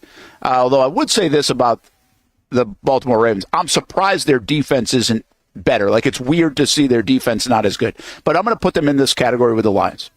outside of those two teams, do we know who anybody is in the NFL? So, okay, outside the Lions and whose other team? I'm sorry, I feel it kind of cut out a little bit. We know who the Panthers are. We know who the Giants are. Well, no, I mean on the top flight team. So I say the Ravens and the Lions. Outside of those two teams, do we know who anybody is? And I know we're going to go. I think I know we're going to go here with the Chiefs at 6-0, but they aren't who we kind of thought they'd be right now. That's my point of the conversation. I'm going with. I think that the Packers know who they are. Okay, that's fair. And now the only other team I would throw in is the Bills. We don't know if they can win a Super Bowl, but I think we know who they are. Yeah, that's a good call. Yeah, that is a good one. That's a good one. Yeah. Yeah, that's about. That's it for me. I would want to say the Steelers, but I can't even say the Steelers because, like, they don't even know who their quarterback is. Well, I know, but I don't think it really matters. They're both playing pretty well, but yeah, I think I'm happy with that list that we just said. That's about it. What a crazy league, right? I mean, we're 7 weeks in. Yeah. Yeah, I mean, I literally can't find another. I'm trying to scroll and I can't find another team that I know who they are. Like I thought for sure I was going to know who the Falcons were, and no. No, yeah, listen, you can make the case, by the way, like the Chiefs defense, we know it's good. It's been good for 2 years. And the Chiefs are going to find a way. I mean, we can make a story for everybody. But I think what you guys just added in there to my couple of teams, I think those are the only ones we know. Those are the teams that I feel like, to your point, you guys adding them in, that are going to be there at the end. I guess that's really the moral of the story and what I'm asking. They're going to be there at the end. Now, the Chiefs, I guess you would throw in that way, too. I just don't know what the Chiefs are going to look like at the end, is the question with Kansas City. Mahomes has got to play better, I would think. Brent, I want to ask you one more question here, and then maybe we can go to break if we're rushing here. But biggest surprise in terms of things that aren't going their way right now? And I know, the Jets is the easiest answer. But I was never big on Aaron Rodgers this year. I'm possibly more surprised about the Bengals. And they're 3-4, so they're still in it. But I'm surprised, with the Cincinnati Bengals. Yeah, I think that's.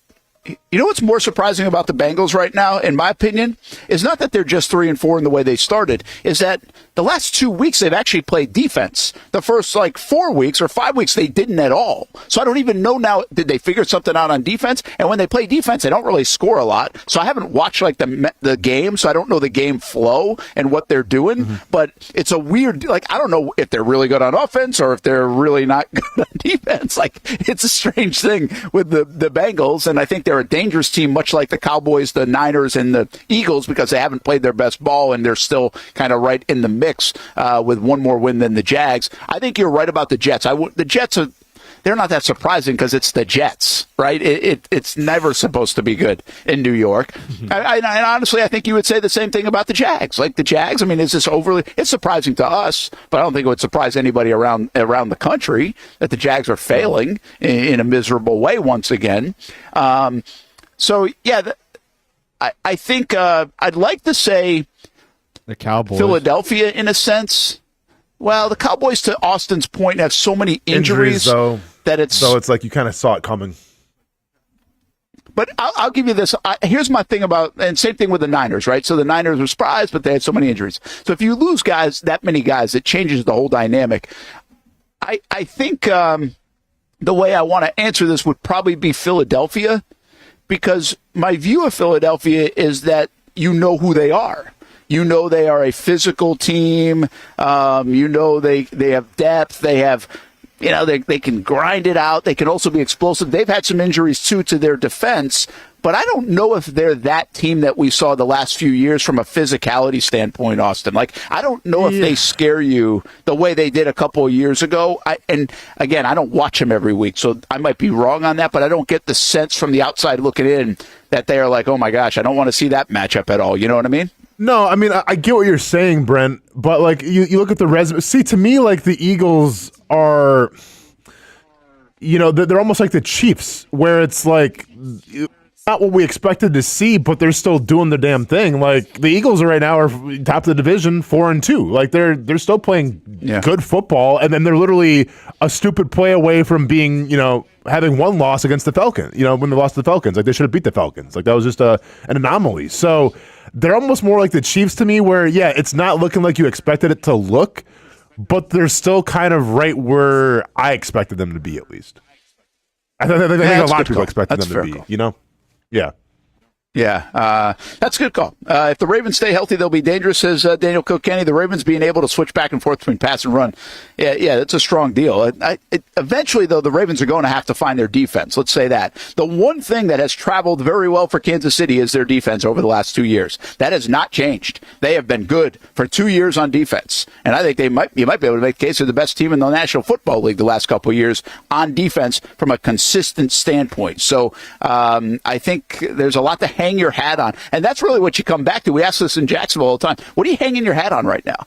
I think right now you hang your hat on that offensive line and Brian Thomas Jr. and even a Tank Bigsby for a moment. We'll see if they can get 2 games out of it. But I think if you're Kansas City, you're not hanging your hat on necessarily Mahomes and Kelsey and everybody else. You're actually hanging your hat on your defense. Andy Reid's like, hey, I know I can put a game plan together based on Spagnuolo's defense doing X. That's a hell of a thing to be able to do. The Jags can't do that right now. A lot of teams around the National Football League, quite frankly, can't do that with their defense, but the Kansas City Chiefs can. So it's pretty wild.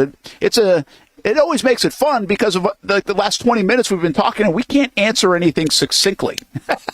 Yeah. We have a hard time. It's some discrepancies. And more. Yeah, and more credit to the Lions, because I do think they're a team that, maybe more than anybody else, you can actually kind of answer that question. They are that good right now. And the only question is, can they maintain it? And can you maintain this level of play for another couple of months when you need it the most down the stretch of the season? We're at the Queens Harbor Yacht and Country Club. Take a time out here on the show. Way late, of course. That's what we do. We run on our own schedule here on the Action Sports Jacks 24/7 network. Swoop Madness. It's a big day for UNF. They've got Swoop Madness tonight as well. UNF Arena free admission. Get a big party going out there. They'll have a dunk contest, 3-point contest. Meet the student athletes and coaches, and some giveaways as well. Swoop Madness tonight, free for all at UNF Arena. Celebrate the start of basketball season with the men's and women's basketball programs at the University of North Florida.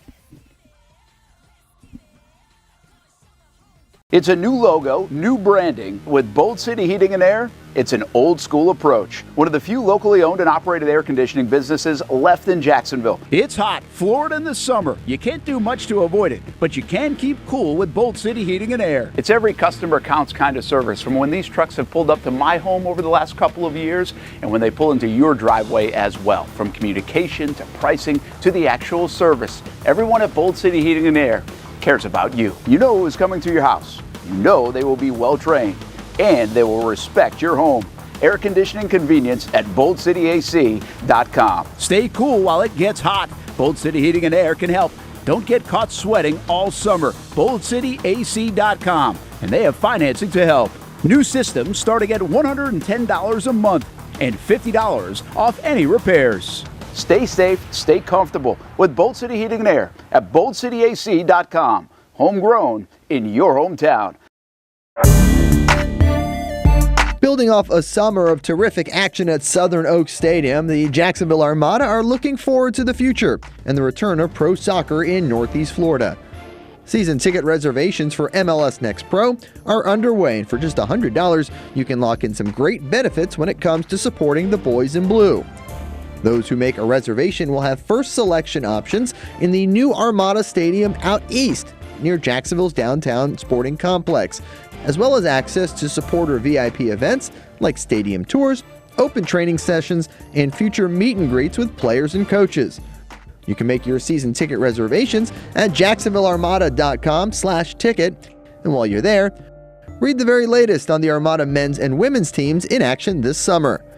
Show your commitment to the fleet with an MLS Next Pro season ticket reservation at jacksonvillearmada.com/ticket. In Northeast Florida, we love hanging out on the back patio, maybe grilling out lunch or dinner with the family, enjoying the good weather, or maybe enjoying the big game on the TV. Or maybe your favorite team in town, the Action Sports Jacks team. This is great, except for when it's really hot or the bugs start coming out. But what if you didn't have to worry about that? Titan Outdoor Solutions will make your outdoor area a comfortable spot any time of the day, any time of the year. This makes too much sense. Titan Outdoor Solutions can give your home an upgrade. Customized pergolas, awnings, controlled shade, even retractable screens. The solution to beating the heat and the bugs and getting more use out of your home is Titan Outdoor Solutions. And this can even help prevent storm damage at your home. Living in Florida and living in your home is already good. Now make it great. Quality products, custom work, locally owned and operated. Visit TitanShuttersAndScreens.com or call 904-484-7580. The best stories sometimes come after the game. Join us for in-depth conversations with local coaches Tuesdays and Fridays at 2 p.m., including our latest guest on the program. So I had a parent meeting year 2 and told the parents, look, I know there's 15 of us. There'll be more that will come. The younger ones will come up and they'll be fine. And, we'll win state championships. And when I tell you they laughed at me to the point of tears, I'm not exaggerating. Catch up on the chats you missed by watching the After the Game playlist on our Action Sports Jacks YouTube page. When you think sports, you think Action Sports Jacks, the official station of the Jaguars, on location for every game. But the most experienced team in town doesn't stop there. From high school football to the big events in the area, Action Sports Jacks is always on. Now, we take that to a new level. Action Sports Jacks 24/7 is around-the-clock coverage of the teams you love and the moments you can't miss. The best local sports in Jacksonville on Action Sports Jacks 24/7. It's the place we party in football season with Jaguars All Access. Welcome to Spring Sports Brewery, everybody. Say hello to our guest tonight. That is Trevor Lawrence. You can bring your party or event to Spring Sports Brewery in Springfield any day and any time. Rehearsal dinners, corporate events, birthdays. Here at Springs, you can enjoy the inside area and the outside area. Good for any weather, good for any occasion. Watch the games, play the games, shoot some hoops. Beer? Yeah, they have that. Plenty of choices. And sure, this is a brewery, but Strings is also a restaurant, and the food is fantastic. A full menu made from scratch meals. And if you need String Sports Brewery to help with a party at your place, they cater too.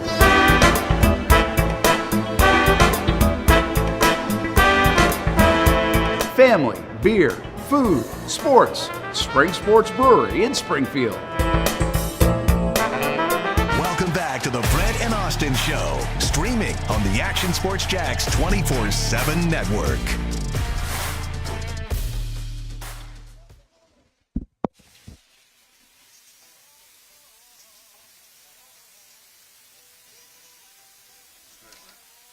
All right, I can't hear what he said if he was saying anything, but I think that's Tate Bigsby getting that to Good Morning Football. Kyle Brandt, Scepter, from the Angry Run segment that they do, and that's a fun segment that they've done on Good Morning Football, and Bigsby a big fan of that. And heck, he's had a couple of them the last couple of weeks that could qualify. This one was from the touchdown run against the Indianapolis Colts a few weeks back, so I guess it takes a little bit for that to come in. But Bigsby trying to get a couple more of those throughout the rest of the year. And, I mean, it is pretty impressive what Bigsby has done with the style of running. I mean, he wants it's almost like he just knew. I don't know if somebody told him. I don't know if he brought it upon himself. It's like, we need you to run hard with the idea of blowing people up. Like, we think if you do this, you are going to light a fire under this team. It's just seems so intentional, Austen,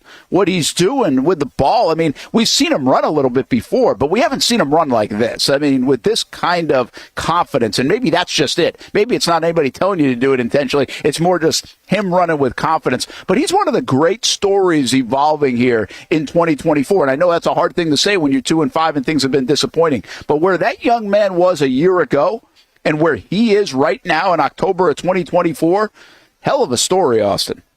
No, it's a great story, and obviously it's a story that started off with why the Jaguars drafted running back at that spot, right? I mean, I don't want to say he was set up for failure or anything, but like they did him no favors in terms of, okay, well, we got Travis Etienne and we like what we see there, and now you're gonna draft a guy that high. It just, it didn't make much sense. But now in retrospect, it made the most sense. So it is great to see, I think the vision there too. Like, I think when he first, his rookie year and everything, obviously you're still acclimating, you're still getting adjusted. And when you do that, you don't kind of see the big picture of things. I think he would just see a hole, run at a hole, and that would be it. And now you're seeing a guy who's bouncing outside. You're seeing a guy who's really, the game's coming a lot slower to him. He's seeing things happen a lot slower, which is great for a running back. So it's been fun to watch so far.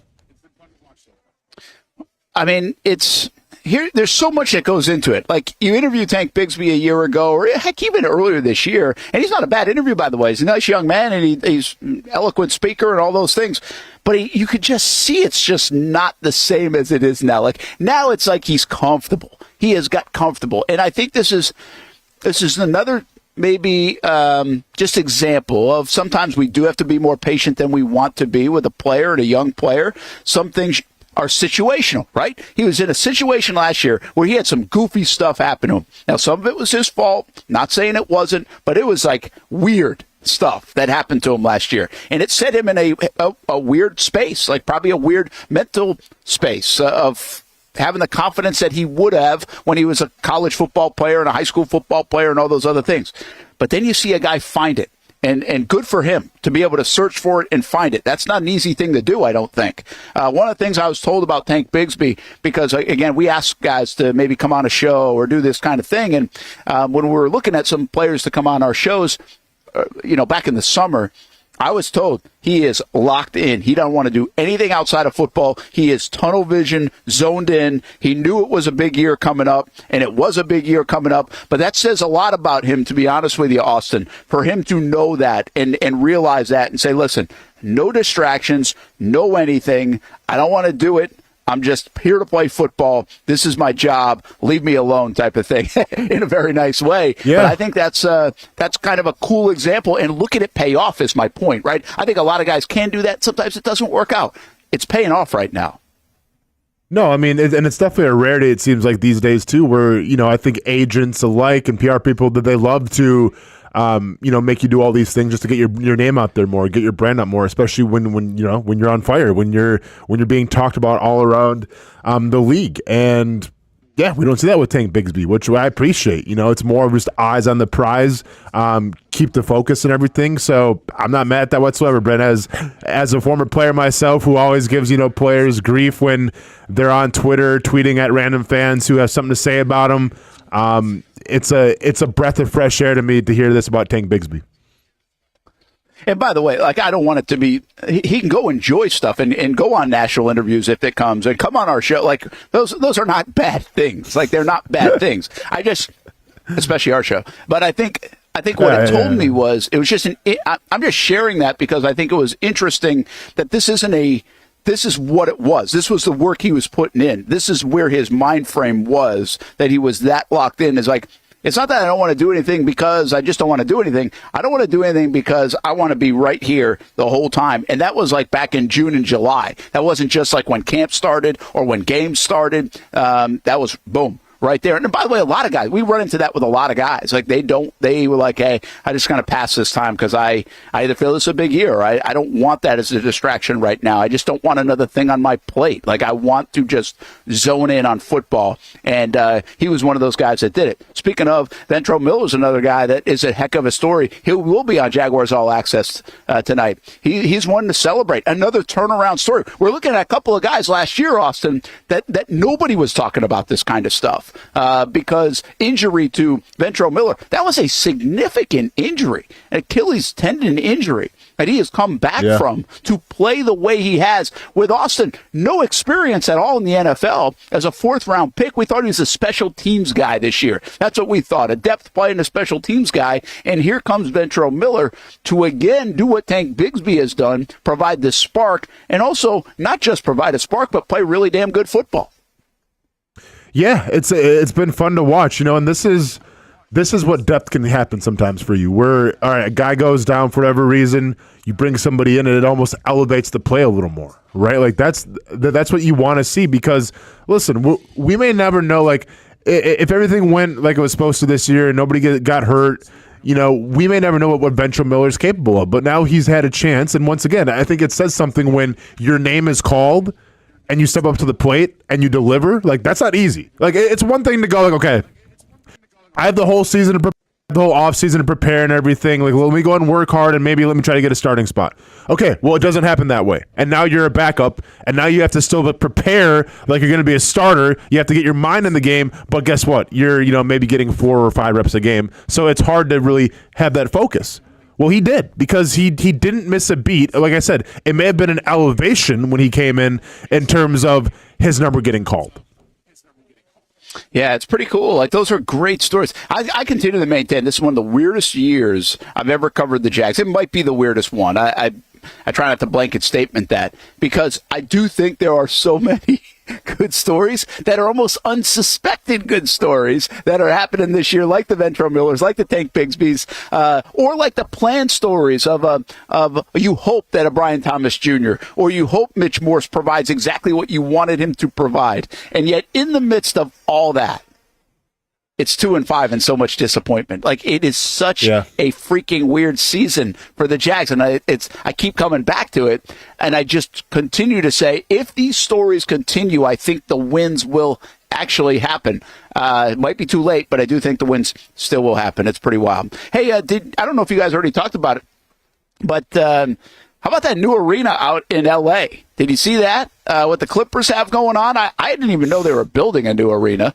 And then all of a sudden they've got they've got one of the cool things, like a very new thing. It's like they call it the Wall, by the way, and it's it's almost like a college student section, right, in LA. Is that what you would describe it as? Yeah, basically it's a section reserved, and they make sure that 0 fans from the opponents sit in this section.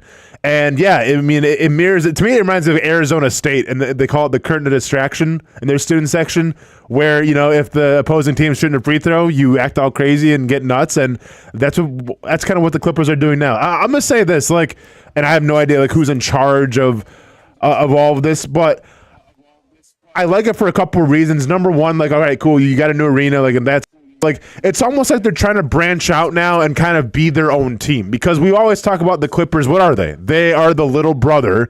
They are the little cousin of the Los Angeles Lakers. And it's cool now that they're trying to take it upon themselves. And by the way, they're by far the better team in terms of talent in basketball right now. So they should go a lot farther than the Lakers do. But it's cool that they're actually kind of taking it upon themselves now to be unique and to try to branch out and not be the, little bro anymore of the Lakers. Yeah, and they certainly are. I mean, they feel like the Nets feel this way to me too, and I know they've had a nice couple of years, a few years back, but where it didn't feel that way. But they certainly feel that way in those towns. It's amazing how different you can have 2 teams in those cities, and they can be so far apart. Is pretty wild to me as a big brother, little brother type of feel. But you're right. This is cool. I think I don't know if it's the same because I didn't look enough at it, but as I was starting to look at some of the pictures and some of the scene from yesterday, it reminded me, when you go to Tottenham Hotspur Stadium in London, their end zone is actually built that way. It's very vertical, and it kind of reminds me of what they've done here, and I almost wonder if they took that at an indoor level to help build the stadium. I wonder if that was some of the inspiration for it. I have no idea. And then you get this stuff. I mean, obviously, from the sphere to all the ribbons around. And so I got thinking this, Austin, a little bit. What, with all these, with the sphere and with a stadium like this and kind of like this new deal, the Jags have a lot of this new technology coming to their stadium that I don't think people even know about yet, but when it opens, it will be revealed more, or at least we'll pay attention more.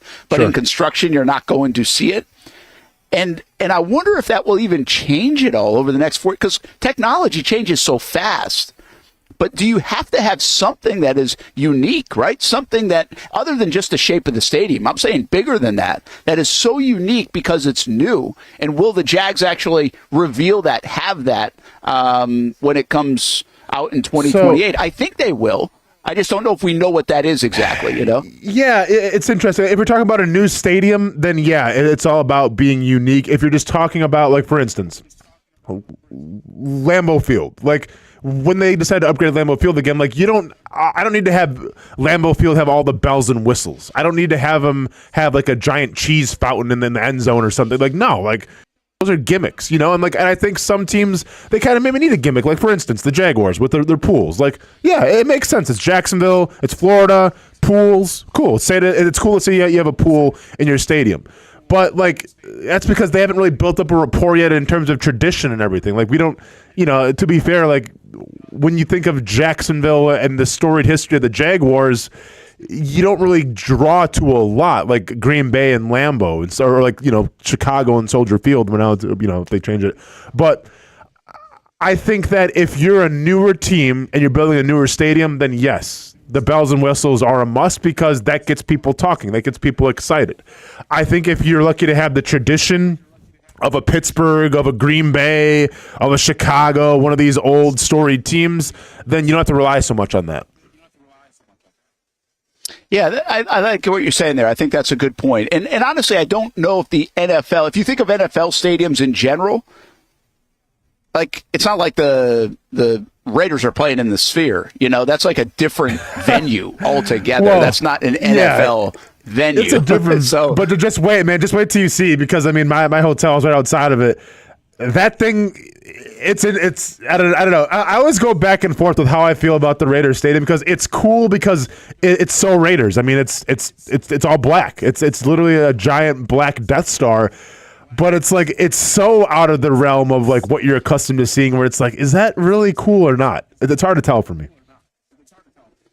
Yeah, so I guess my point here is, in the NFL, I don't know how different you can get. Like, this wall right here in the Clippers, and there've been other state arenas that have been built, and this kind of is like a new wave thing. Will it be mimicked, copied? I don't know. But last week in London, Shad Khan told me that, like, the Jag Stadium will be an engineering marvel. That's what he phrased it. He said it will be an engineering marvel. Now, okay, what I don't fully understand about that, and I get some of it's in like the canopy and the, that kind of stuff, but what I don't understand if we will feel that or see that as a fan, right? Like, or if now that everybody's talking today about like this wall with the Clippers arena, will everybody be talking about when the Jags open the stadium? Wow, look at X. You know what I'm saying? Yeah, I mean, I think if you're Shad Khan and you're kind of, having these teasers here, a little bit of, you're going to see like, revolutionary engineering, I will think it will have an effect then, right, Brent? And like, let's be honest here. I feel like with NFL owners and businessmen alike, like, you're always trying to one-up each other, right? Like when Minnesota had their thing, like that was crazy. Like that was a crazy rip. I mean, you've been there. I mean, you kind of opened it, with the Super Bowl and everything when you were in Minnesota. Like, you saw it firsthand, just like how big and how new and exciting it was. And then we saw the same thing. You've been there as well in LA. Like when LA opened their stadium, it was like, wow, like this is crazy. Like, never seen anything like this. Same thing with Las Vegas. So yeah, I think when it's the Jaguars' turn to finally kind of flex their muscle a little bit and showcase, look what we got now, this brand new toy. It's going to be a toy that really, I feel like, people haven't seen before. And it's going to be that different because that's what the business is going to dictate. Yeah, I didn't talk about this a lot on the show last week, but in my conversations with Shad, like one of the things that was, when the stadium was getting approved, they're already getting calls from like other NFL owners and other cities and teams about how they actually work the deal alone with the city, right? Like, so that could become kind of a blueprint. And then there's another part of this, and that's where Shad's saying like the engineering marvel part of it. So the efficiency, he said the efficiency of the deal, but also the efficiency of the stadium in 2028. And what he referred to a lot is like, he mentioned the word green, right? From recycling to other things, that the efficiency of how that stadium is going to operate. So that's what I mean. Like, it might not jump out to us as much as, say, this wall does or the Sphere does or any of those kind of things. But I think behind the scenes, there's going to be a lot of those type of deals that other people are going to be like, wow, we're doing that. Like, look at that, so, which is kind of cool. Like, and keep in mind, I think we forget this about Shad, and it's one of the things I was really reminded of last week. I talked to him multiple times,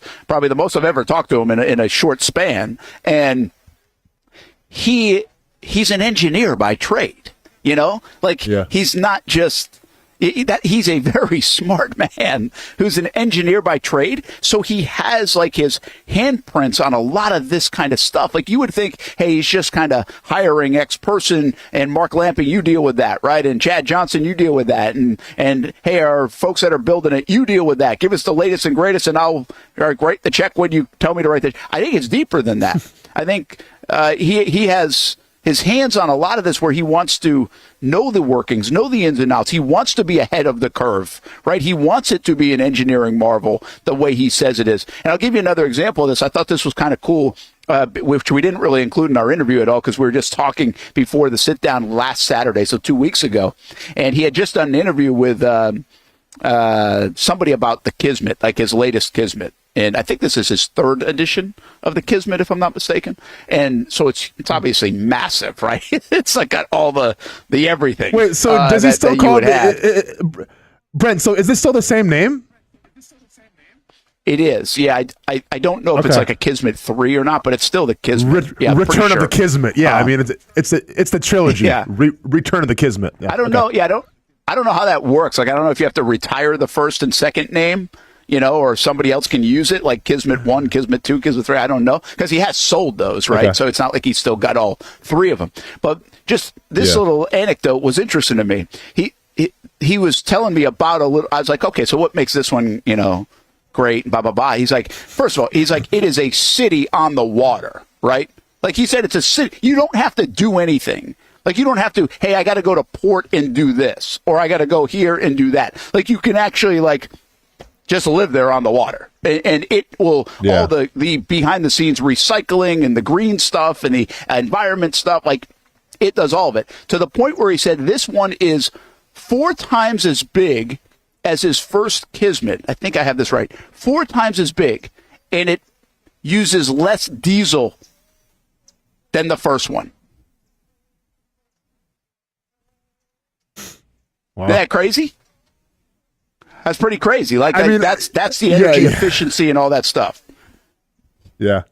I was just trying to I'm literally trying to do the math in my head of how much diesel you go through on a trip. I have no idea. I don't know.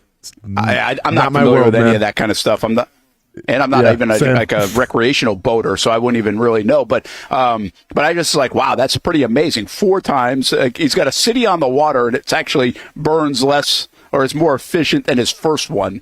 And so, again, I think he's very hands-on with that, and I think that's what you'll see the stadium stuff kind of mimic, because a lot of these wins probably from an environmental standpoint, an efficiency standpoint, that other people will do. I just don't know I'm just trying to picture when the structure goes up outside of the look of it, and obviously being iconic in Jacksonville, which is what he wants. I don't know if it will be oh, wow, we're building a stadium now in let's find somebody that needs a new stadium. Does anybody need a new stadium? We're building a new stadium in Baltimore, and we're going to I know we're building a new stadium in Baltimore in 10 years, and now look what Jacksonville did, right? We want that. That's really cool. I don't know if it will come off like that or if it'll all be behind the scenes. So pretty interesting to watch this thing go over the next few years. And the LA Clippers are the latest one. One other thing about the Clippers Stadium, Austin, it cost $5 billion to build SoFi Stadium in LA, Kroenke. $5 billion, which, by the way, is zero efficiency in terms of cost because the interest rates on that alone. I mean, Ohtani's making that in jersey sales. Yeah, you're fine. It's LA, man. They'll figure it out. And what is it? It's Ballmer is the LA Clippers guy. Is that right? Is that his last name? Is that him? I'm not sure. Is that the owner? Yeah, Steve Ballmer. I think it is, but. Steve Ballmer. This one was $2 billion for an arena. For an arena, it was $2 billion. Which would seats what? Maybe, I don't know how much an NBA arena would even seat. 20,000? 20,000 maybe? 20, yeah, 20, What's NBA? Yeah, maybe it gets up to 24 or something like that. Sure. I mean, yeah, it's wild. $2 billion for an arena. I can see how stadiums cost $2 billion now. That, in my ears makes sense to me. But $2 billion for an arena doesn't. Yeah, it's like if you spend like all this money like on a souped up truck. Yeah, it makes sense because all right, it's a souped up truck. But then you spend all that money like on a station wagon. Like what? Like what? Where's the money going? What are we doing? We getting our money's worth? Probably not. Yeah, so that's wild. Well, speaking of, you got one of those souped up trucks from Beaux-Arts, don't Brett, you? Right now, souped up would be an understatement. So here's what happened. All right, I can tell a story, right? We're good. Absolutely. Well, you should. Yeah, okay. Tell the Yeah, story. okay. So had, Beaux-Arts built is a proud partner of mine, and they gave me a Ford F-150, blue collar to the day I die. Let's go, Brett. So excited with the F-150. Had a couple gadgets in there and everything, but just a nice, dependable, sturdy truck. Really fit my personality. Awesome. Well, put out a marketing video with that truck. Truck gets sold when I get back from Las Vegas. So they gave me a call like, hey, we got some bad news. I'm like, okay, obviously I just lost my endorsement. Great. I must have did something wrong. I have to go back to my station wagon car. They said, oh, no, nothing like that at all.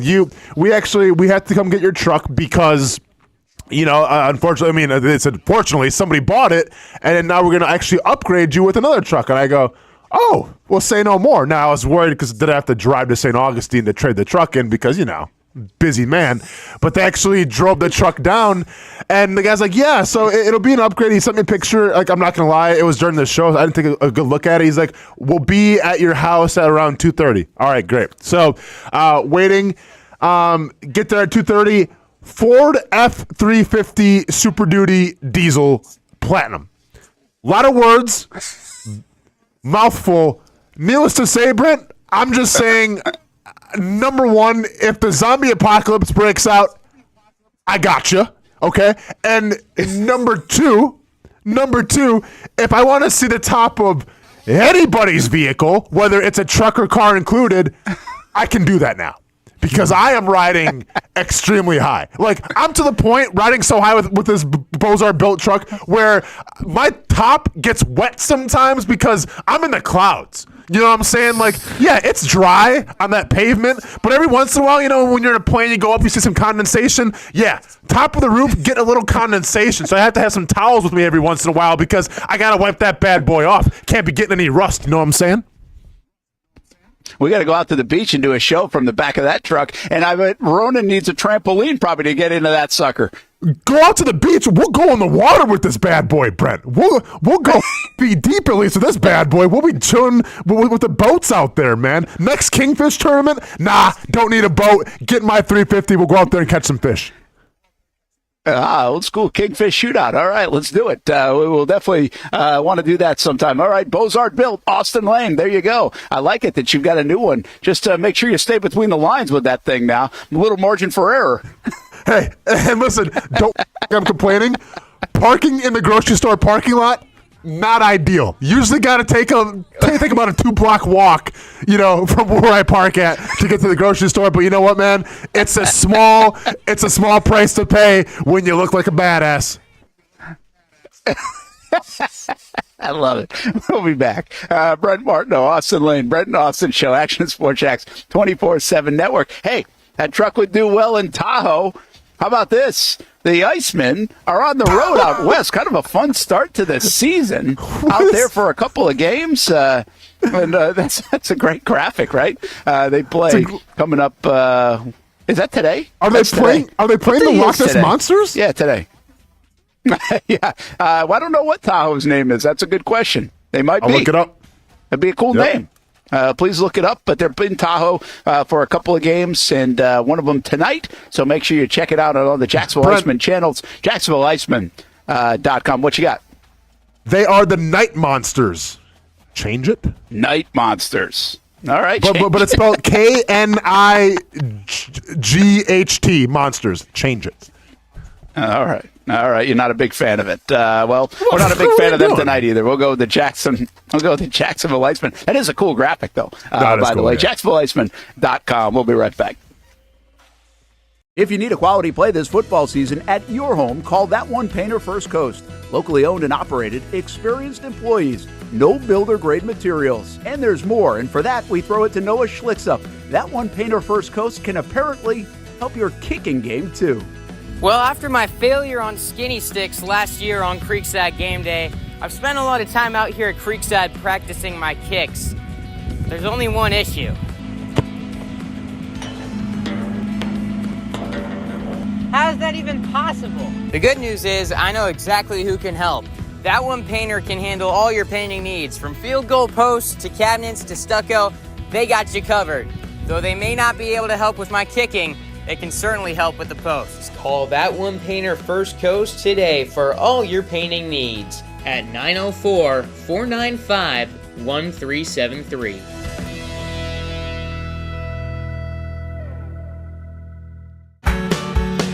People helping people. It's at the core of what Alive Credit Union is all about, and it's been that way for over 70 years. From 1954 to 2024, the mission remains to inspire financial wellness and give you a financially fit lifestyle. Alive Credit Union and its employees are committed to not only serving their valued members, but also our community here in Northeast Florida. That commitment includes a partnership with the Action Sports Jacks 24/7 team as the presenting sponsor of all Armada men's and women's broadcasts this summer. Action Sports Jacks and Alive Credit Union, a partnership that just makes sense when it comes to covering Northeast Florida. Alive Credit Union's commitment to our community also involves serving the financial needs of our first responders through the recent merger partnership with City and Police Federal Credit Union. Join the community and become a member of Alive Credit Union today. Find out the many ways you can be inspired in financial wellness at alivecu.coop. I've been telling you about CGC Water Treatment and Plumbing for a long time now. Their drinking water systems remove up to 99% of contaminants. We've had a Connecticut water softener and drinking water system in our home for more than 7 years. You can see the difference whether you're washing clothes, the dishes, or what I like to do most, fill this up for some coffee every morning, and mostly all day. Remember, if you're not filtering your water, you are the filter. Don't be the filter. Right now, save $1,000 or more when you bundle a Connecticut Premier Softener with a Connecticut K5 drinking water system. The experts at CGC Water Treatment and Plumbing will test your water for free and determine your water score. Don't know your water score? CGC will find out and recommend the appropriate Connecticut water treatment solutions so you can improve it. Call 904-552-1242 or visit cgcwater.com. Ask about our 90-day love it or leave it guarantee. CGC Water Treatment and Plumbing, an authorized independent Connecticut dealer. Florida license number CFC 1432579. For the game day hustle and every day in between, juggling my show Jag Social to going under the Friday night lights and a social life, it's a daily tournament. But this ride, MVP status. The all-new 2024 Lincoln Nautilus isn't just my car, it's my personal locker room, office on the go, and VIP lounge on wheels. Let's talk tech. My profile remembers everything from customizing my dash display to setting the ambient lighting and my signature scent. And wireless charging, essential for live tweeting scores. Whether I'm packing for a beach day with friends or heading to the gym, there's space for every passion. After dominating all day, this becomes my recovery zone. The massage feature is like having a personal PT on call. Life's a non-stop game, but with this ride, I'm always on my A game. The 2024 Lincoln Nautilus. Drive your passion. If you don't see a pit, it ain't legit. When you hear that, you think Bono's Pit Barbecue, a staple in Northeast Florida now for 75 years. A place that feels like home with friendly service, a meeting place for friends, family, or business occasions. On the menu, the corn nuggets are a favorite in our house, but there's something for everyone. Sandwiches, platters, salads, sides, desserts, and family feasts. You see Bono's all over the place in Northeast Florida. You know, there are almost 20 locations in the Jacksonville area now, so stop on by, sit down, and dine in with Bono's. You can also take it to go. There are drive-thrus in many of the locations, and they have delivery options too. Just download the Bono's app to make things easy. I signed up for the loyalty program, and you can too, to get special offers. If Jacksonville is home, few things feel more Jacksonville than Bono's Pit Barbecue. Celebrate 75 years and many more to come. Bono's Pit Barbecue. If you don't see a pit, it ain't legit. Welcome back to the Brent and Austen Show, streaming on the Action Sports Jacks 24/7 network.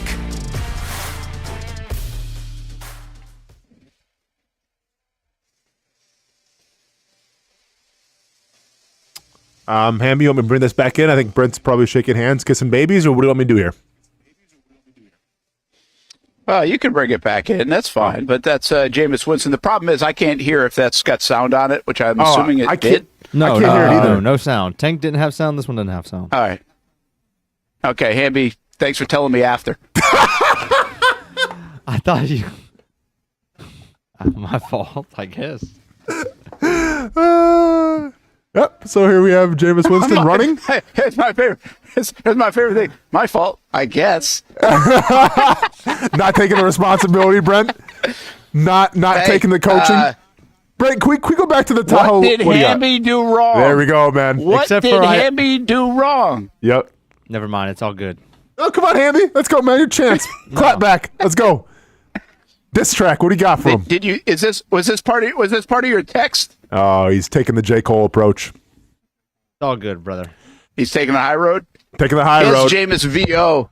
Brent, can we go back to the lake? Is that what you're going to? Oh. Is that what you're referring to? Yeah.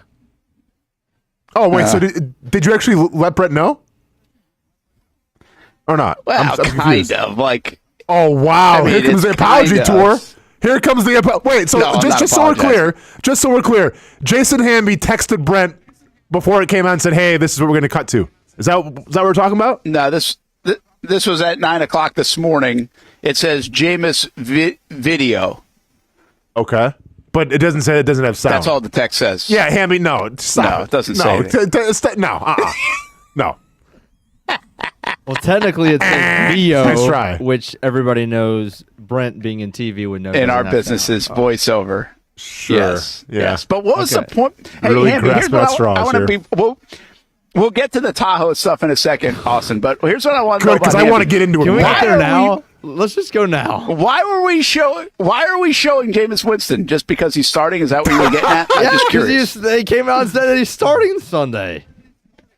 Okay. I was just checking. I didn't know if there was something else I missed on the Winston stuff. Hamby, can we Anyways, see, all good. Can we see? Here we go. No, go back. Hey, can we see Drew Lock next, Hamby? When Daniel Jones his ass finally gets benched, and I'm going to be celebrating in the streets. Oh man, I can't wait. I have a eulogy written and everything, Brent. Just wait, man. You might want to call to work sick that day when Daniel Jones officially gets benched, because this has been 5-6 years in the making. Like, this is my Super Bowl coming up. Like, it's going to happen. All right. The Giants aren't doing anything. Trash team. Tahoe Monsters. Get to you in a second. Not doing anything. Trash team. I've been waiting so long for this. I've been visualizing this. I've taken the universe in my meditation, Brent, and I've fantasized about this for so long, and we're on the precipice. We're so close. Also, one more game of 2 interceptions. Get his ass out of here. Get Julock in. Oh, and it's going to be the funeral of Daniel Jones. Go ahead, Hamby. Second time that we've heard prefaces this morning. Oh, dude, I know. So clutch, because that's definitely not a word. No problem. It's not? Precipice.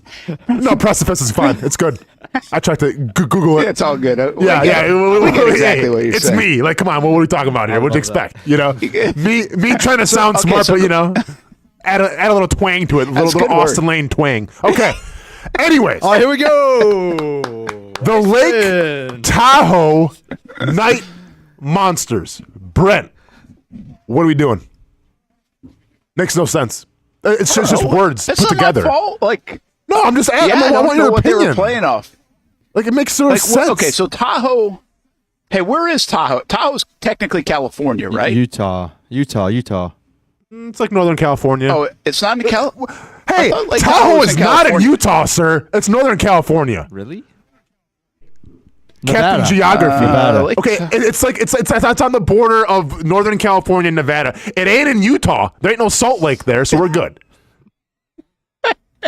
Okay, so then we Utah now go see or where Northern was the California? Loch Ness Monster born? Hey, Loch Ness not the Monster States. was. I know, but is there a connection to to Nevada or California? Like, why? So I mean, they are here's actually what I- showing the night monster look like the Loch Ness Monster. Yeah, because I assume that there's like it's maybe a mythical beast that lives like in Lake Tahoe, like in the giant lake. But once again, like if that's the case, then like call it something like a dragon. It looks like a dragon. Like the Tahoe Night Monsters. What? A what? A dragon. Oh, okay. Never mind. Sorry, man. That's my Wisconsin accent coming out a little bit. It's from Wisconsin, man.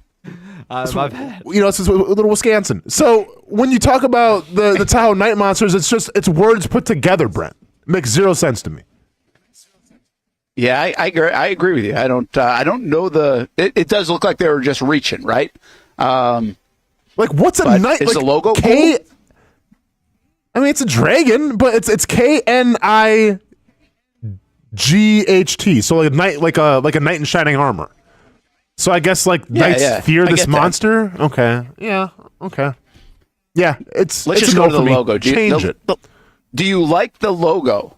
Look it up and answer if you like the logo, because I actually think I'm seeing a couple renditions and there are some that I think you'll like. It's okay. It's a little Dungeons and Dragons to me. Hammy, can you bring up the logo? Yeah. Give me 1 second. Thank you. Yeah, it does have. I mean, kind of cool. Like the one with just the head, I think is kind of cool. Yeah, but any second now, Hamby, doesn't have to have sound. I love this segment, by the way. It's my favorite segment of the week right now going on. This is fantastic. I'm glad you're done with your fight. I feel like you're back now that you're done with your fight. Like this is full. What do you mean? This is full Austin right now. I think it's in Studio Austin though too. But yeah, gotcha. Yeah, maybe in Studio Austin, but I mean, you dropped a couple of Daniel Jones ass comments. You got a funeral waiting to happen for him. You're making up new words. Like this is good. You're ripping the Tahoe Night Monsters. This is good. Fight's over. Fight's done, this one man. looks bad. Is my point. Yeah, this one not on board with it. Me. I'm not on board with it. I guess I have to. You know what? Let me hold out my reservations, Brent, until we see the jerseys. So if we're watching the Iceman, is it televised or not? No, I think it's on you can stream it. Okay. But yeah. Televised. Here's some other of the ball clubs in this the EHCL. Puck clubs, Heartlanders, Swamp Rabbits. I like the Heartlanders. Hold on, let's talk about Fort Wayne right quick. I like this segment here. Where's Fort Wayne at? Where we at? At the top. Oh, Fort Wayne Comets. Why they spell Comets like that? Yeah, I don't think that's how you spell it. Change it. Everblades is kind of a classic. We also have the Toledo Walleyes. So I'm gonna be honest. When I was probably 10 or 11 years old, I had a Cincinnati Cyclones hockey puck because I was so infatuated with their logo. Now it's changed, obviously, but their old school logo used to be really cool. Ghost Pirates. I like that too. I mean, Steelheads goes hard. Fuel, Indy Fuel sounds like a WMA team. Like, just change Fever to Fuel, and who cares? Norfolk Admirals is fine. I get it. Well, no, I'm saying in Indy Fuel, Brent. I care about the WNBA. I've been talking about it more than anybody on this show. I'm just saying, who cares about the Indy Fuel is what I was getting at. Maine Mariners is all right. We got the Rapid City Rush. Again, the Toledo Walleyes, Whoa! Get off the Walleyes, man. That's cool. It is. You like that? Yeah, I mean, as someone who grew up around the Great Lakes, I'm all about the Walleyes. We're good. Wheeling Nailers. Okay, well, see, I can't see that one, Hamby. Oh, you don't need to. Okay, gotcha. Cool. Anyways. Sweet. Take your word for it. But yeah, I think we can all agree the Lake Tahoe Night Monsters, nah.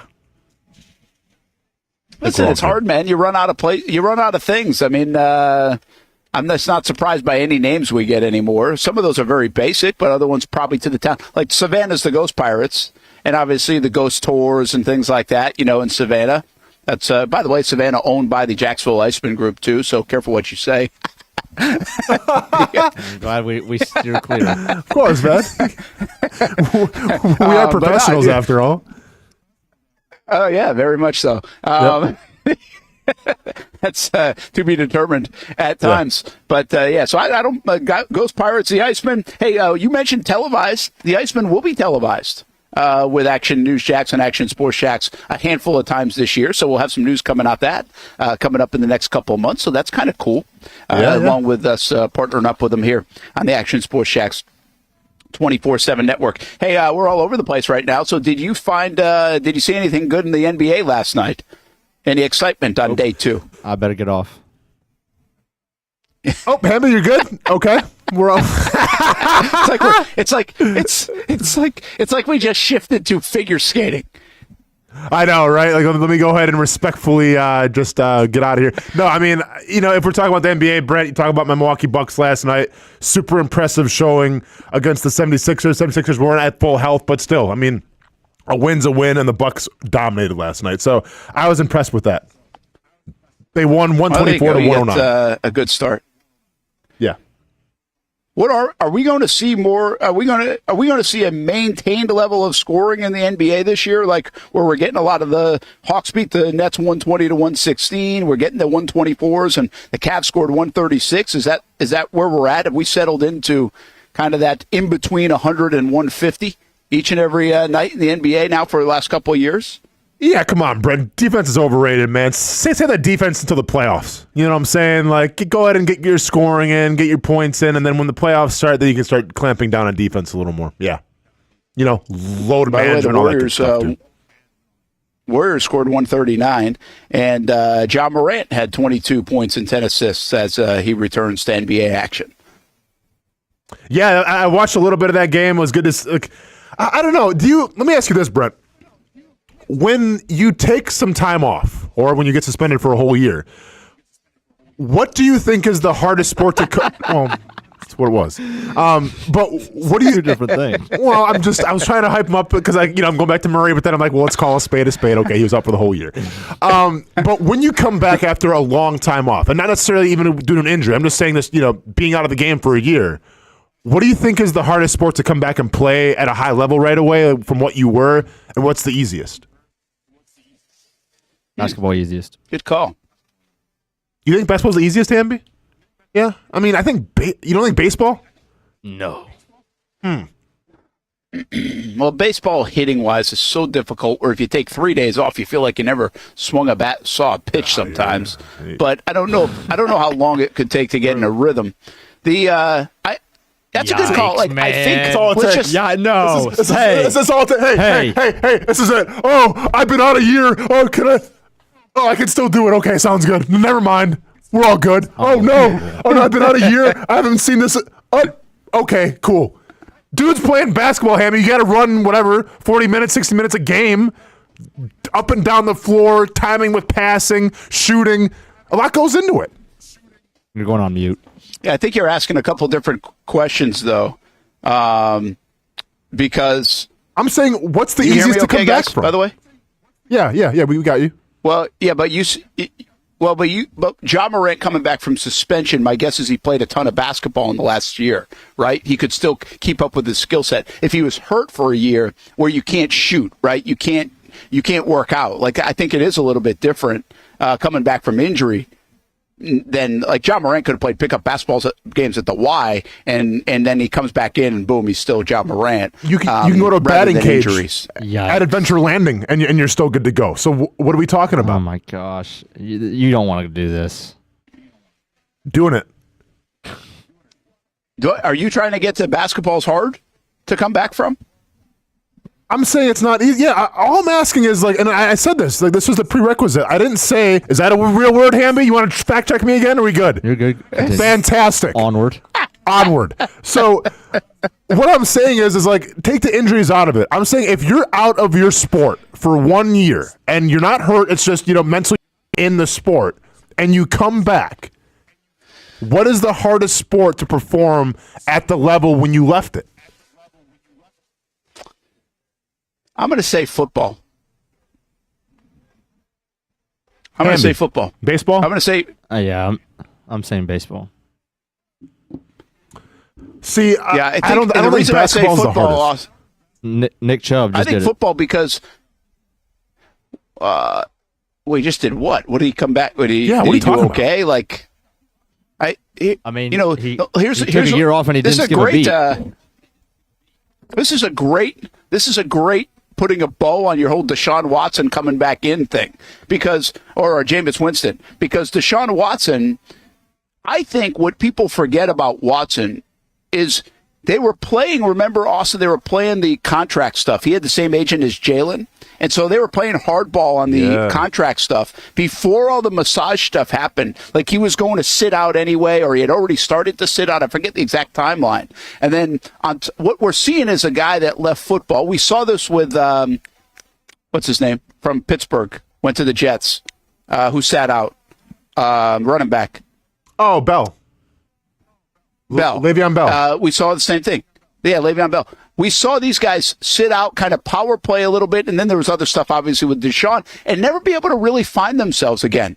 And so I just think the contact is stuff that you can't make up. I think you're right. There's so much simulation stuff now, even in baseball, where if you're healthy, you can sit in the living room and do some AI stuff. In basketball, you can really shoot in the driveway. You can do all those things to continue your skill. What you can't mimic is a car accident 60 times out there, and so in that sport of football, like even if you're healthy, whatever, you can't mimic that. And I think we're seeing a couple of examples with Deshaun and Bell, and maybe there's some success stories too. But I think it's very hard to take away from sport mentally and physically and go back in there and perform. I think it's a little bit different when you're injured, because injury, you have a plan, right? You've got this, I'm getting back, I'm working my butt off, I'm doing all this stuff. There's a finish line to it. With the guys like Bell and Watson, in a sense, there was never really a finish line to when they were going to be able to train for, track to, get mentally ready to do. It was just like, okay, now they're back. There wasn't a blueprint. And they just couldn't turn it on again.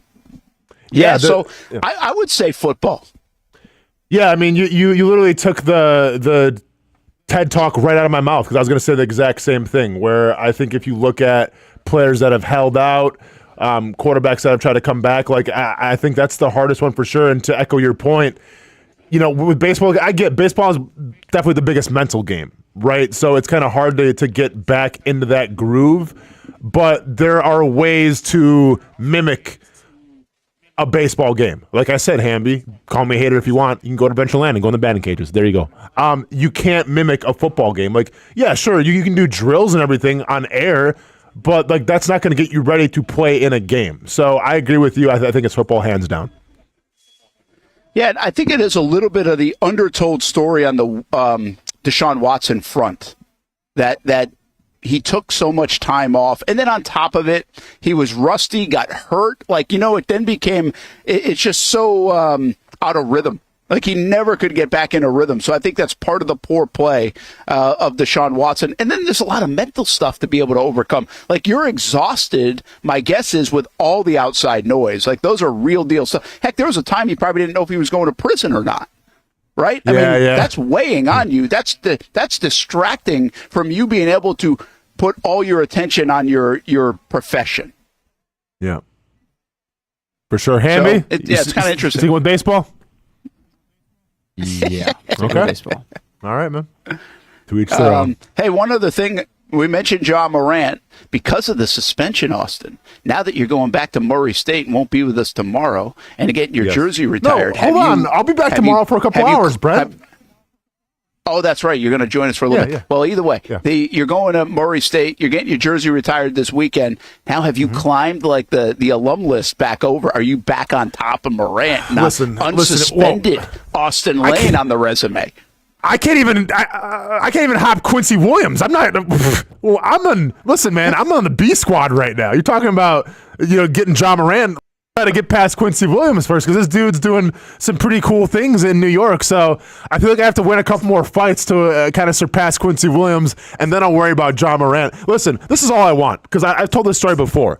Go back for a Hall of Fame ceremony. It happened to be during a basketball game. Ja Morant's in the house. Ja Morant has his own Ja Morant section at the Murray State basketball game, which is equipped with lazy boys and things you wouldn't believe. All I'm asking for is a nice little lazy boy recliner, Brent. That's all I need, man. If I can get that, I'll be happy. Like when I go to the game, the Saturday and they're playing North Dakota State, if you see me on the sidelines, man, in a nice lazy boy recliner and not, a metal bleacher, I'll be happy. Have you talked to Quincy Williams at all, like since he left? Never talked to him at all, no. No, that's not just like. Well, Well, no, I mean, I've never had an opportunity to. Yeah, you're in a different I mean, yeah, you're in a different time frame. Obviously, you're way back Murray State. What year are you? 2009 Murray State? 2010? I would have been I mean, I'm like the 2017 class because that's when I actually graduated. I went back to school, but when I left, it would have been 2010. All right. Yeah. So I don't know if I just tagged Quincy Williams' right Twitter account, but I did say rank the Murray State University alumni: Austin, John Morant, Quincy Williams. Brent, why do you gotta call stuff? Maybe I should do a poll question. Oh, why not? Nah, we're all good. We're fine. Why are we doing that? Come on. Because, I mean, it's a good company to be in, for crying out loud. Yeah. That's fine. Third would be fine in that list. Okay. I got you. Third's fine on that list. But so you went, here's what I'm curious about. Because I'm surrounded, as I say, by Hall of Famers, but I'm not going to be one ever. In anything. So you went back to Murray State and you were inducted into the Hall of Fame. Yeah. But your jersey wasn't retired. I don't know what order they're supposed to do that in, but it feels like they should have retired the jersey first or on the same weekend. Okay. Yeah. I mean, we'll say what you want. So I can't remember when the last time a jersey's been retired, but I feel like it's been since I'm saying in terms of players that have played, when I was there last year, jersey got retired. Or 2 years ago when I went for the Hall of Fame thing, someone got their jersey retired. But it's been forever since a newer player has had their jersey retired. So I think it's just been a long time. Yeah. So Quincy Williams is going to get that too. All right. So one last thing. Come on. Yeah, he should. One last thing here on this front. How much pressure on you now is there to give back to the university? Time to go to break, Hamby? Yeah, actually, we're overdue. No. Listen, I mean, do you mean funding or time and effort and energy and tweets? Definitely What do you mean give back to the university? Financially. Oh, yeah. Financially. I'll throw him some Brent Austen swag, little swag bag. Send him some hats and stuff, some stickers. Yeah. Listen. Get a Bozard bill. Yeah. No, listen. Once understand I'm in a line of work with fighting where it's I don't have a consistent paycheck. It's it's kind of all over the place. But no, to answer the question, eventually I will start giving and donating because that's what you have to give back. And if we're being 100% here, Murray State offered me a lot. Right, and they essentially took a chance on me without me ever even visiting the university. And I'm pretty sure they never even looked at my GPA in high school because if they would have, or my ACT scores, I'm just saying it may not have happened. So, say they took a chance on me. Yeah, they took a chance on me, and I took a chance on them as well, and it worked out for both parties. So to be truthful here and then stop joking around, eventually I would love to donate and, give some stuff back because they've offered me so much. Hey, Brent, how much did you give an Ashland there? You donate? Hold on. This guy in the chat just said, I'm a student at Murray now. They do a lot of things backwards. I can't be there for your ceremony, but I would like a shout out on the show. There you go, Josh Brooks. Joshua Brooks, right, Joshua Brooks. Dang, look at Murray being represented. Part of the Racer family. I like it. Haven't had one Ashland person ever on this show, but Murray State's rolling deep. Dang it. I think we have actually had Ashland people on the show. I do now give back. I did not give back for a long time. Not an enormous amount, but I did help. They had a 5-year Diamond Club program I think I'm a part of now each and every year that I give to the baseball program, yeah. So, okay, I got you. They would have got it. They would have got it a lot earlier if they gave me more than 2 at-bats my senior year in spring training. Do you think Brent Martineau's got his name on a bench or something? That's this is the Brent Martineau bench right here. It's not a bench. It's a brick. It's a singular brick. No. But hey, just to be honest with you here, the bench would be more appropriate. we have to do a deep dive one time. We don't have enough time on the show right now, but I always get this sense that Brent's former college coach that he had, there's something there. I don't know if there's a little uneasiness if you feel a certain type of way about him, but I get the vibe that you're not the biggest fan of him. I'm cool with him. Here's the deal. There's I'm not lying about the 2 at-bats the next year, but he also was a big part of, I had my best year I ever played the first year with him, which was because I had 2 different coaches. So my freshman, sophomore year, we had one coach, and then my junior, senior year, the guy that's still there, who's an excellent coach and done a great job with the program, first year, I hit better than I've ever hit in my life. So, and he's a big part of that. And he was also a big part of the reason I only got 2 at-bats the next year. Austin, next time that we have, Brent maybe out of town or not coming in, maybe a few minutes late, we need to get have the coach on. Yeah, absolutely. Yep. We're on the same page right now. Absolutely. Yep. We're gonna get to the 5 of this. That'd be good. He won't remember a damn thing about me, most likely. It's been a lot of good stuff that's happened since Brent Martineau took the field at Ashland University.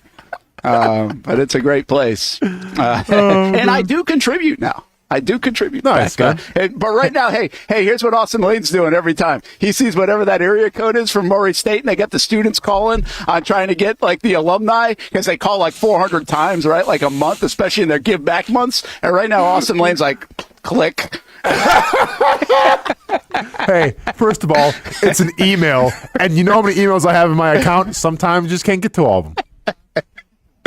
That'll be a cool weekend, though. Austen Lane getting his jersey retired at Murray State. Good for him. Awesome. Hall of Fame, jersey retired. That is a nice double dip there for a Murray State racer. And Joshua Brooks, thanks for listening and watching the show. Now get back to class. Get a better GPA than Austen Lane did. That won't be difficult. You'll be all right. Yeah. Speaking of scholarships, we are at the UNF 4 Scholarships Golf Tournament, Queens Harbor Yacht and Country Club. What a day here. Hopefully the golf's fantastic, and they'll raise a bunch of money for athletic scholarships, which is always nice at the UNF Athletic Department. UNFospreys.com. Take a break, put a ball in the show, and we come back. Brent Austen Show on the Action Sports Shacks 24/7 network. You can find it at ActionNewsShacks.com, the Action News Shacks app.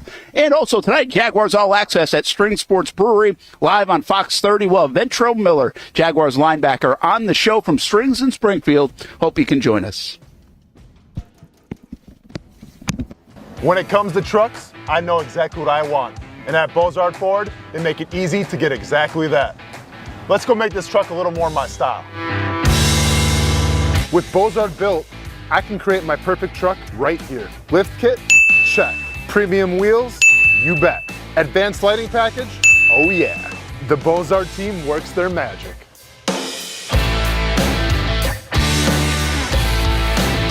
From bumper to tailgate, I'm making this truck mine. It's everything that I wanted and more. From the field to the gym to weekend adventures. This truck's built for my journey. Bozard Built. Customized for your lifestyle, built to exceed your expectations. Check out the inventory and available options at bozardbuilt.com. Unleash your dream ride. Customized, covered, and Bozard approved. It's a new logo, new branding. With Bold City Heating and Air, it's an old school approach. One of the few locally owned and operated air conditioning businesses left in Jacksonville. It's hot, Florida in the summer. You can't do much to avoid it, but you can keep cool with Bold City Heating and Air. It's every customer counts kind of service, from when these trucks have pulled up to my home over the last couple of years and when they pull into your driveway as well. From communication to pricing to the actual service, everyone at Bold City Heating and Air cares about you. You know who is coming to your house. You know they will be well trained, and they will respect your home. Air conditioning convenience at BoldCityAC.com. Stay cool while it gets hot. Bold City Heating and Air can help. Don't get caught sweating all summer. BoldCityAC.com, and they have financing to help. New systems starting at $110 a month and $50 off any repairs. Stay safe, stay comfortable with Bold City Heating and Air at BoldCityAC.com. Homegrown in your hometown. Nobody but Nimnicht. Our family has purchased 6 vehicles from Nimnicht Buick GMC. The #1 Buick GMC dealer in Jacksonville has lots of inventory to choose from with their best price guarantee. Who gives you top dollar for your trade? Nobody but Nimnicht. Save up to $10,000 off select new GMC Sierras or get rates as low as 1.9%. You know, I'm a truck guy. GMC Sierra, my trim level is an SLT. This one's an Elevation. Pretty good looking color as well. So here at Nimnicht Buick GMC, you have a lot to pick from. My father-in-law, he drives this, an Enclave. So feel like that GMC in the family. 2025 is coming around the corner, which means it's almost time to close out those 2024s this summer. You can schedule a test drive at NimnickBuickGMC.com. And while you're there, check your trade value and customize your payment options. Nimnick is there for you, even on Sundays. So, who has put in the most years and stands behind a better experience? The answer's simple. Nobody but Nimnick. Your friends in the car business since 1941. GMC. We are professional grade. If you need a quality play this football season at your home, call That One Painter First Coast. Locally owned and operated, experienced employees, no builder-grade materials. And there's more, and for that, we throw it to Noah Schlicksup. That One Painter First Coast can apparently help your kicking game, too. Well, after my failure on skinny sticks last year on Creekside game day, I've spent a lot of time out here at Creekside practicing my kicks. There's only one issue. How is that even possible? The good news is I know exactly who can help. That One Painter can handle all your painting needs, from field goal posts to cabinets to stucco. They got you covered. Though they may not be able to help with my kicking, they can certainly help with the posts. Call That One Painter First Coast today for all your painting needs at 904-495-1373.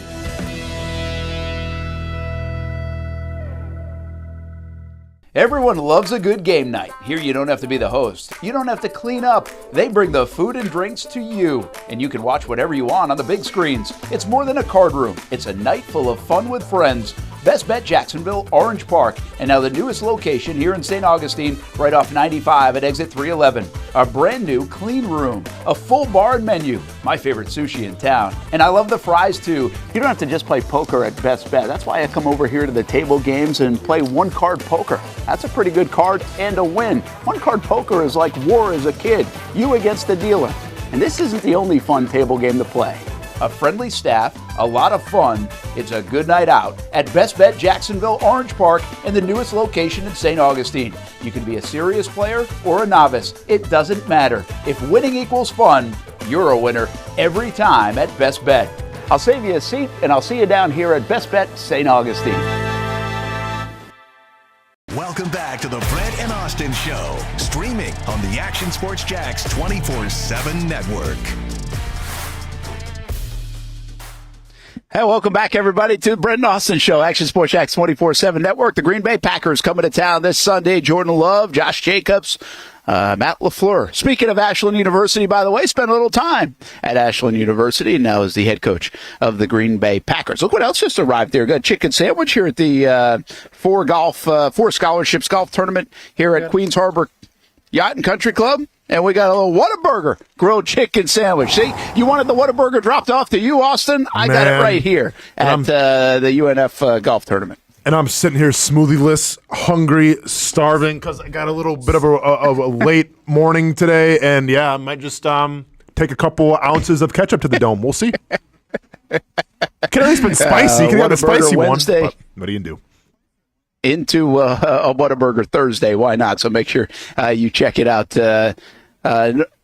Let's see what else we got going on here. I want to tell you about Best Bet St. Augustine tomorrow. I'll be down there. Austin actually will be on his way to Maury State for his Jersey retirement, so he'll join us on the road in between, somewhere in the middle of nowhere. Yeah, so Kentucky, most likely. I already have it planned. I already have it planned out, Brent. So I land in Nashville tomorrow at 7 a.m. their time, and it takes about 2.5 hours to get from Nashville to Murray.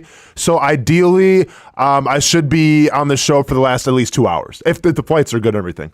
Wow. All right, good deal. Very good. So just let Ronan drive if you need to.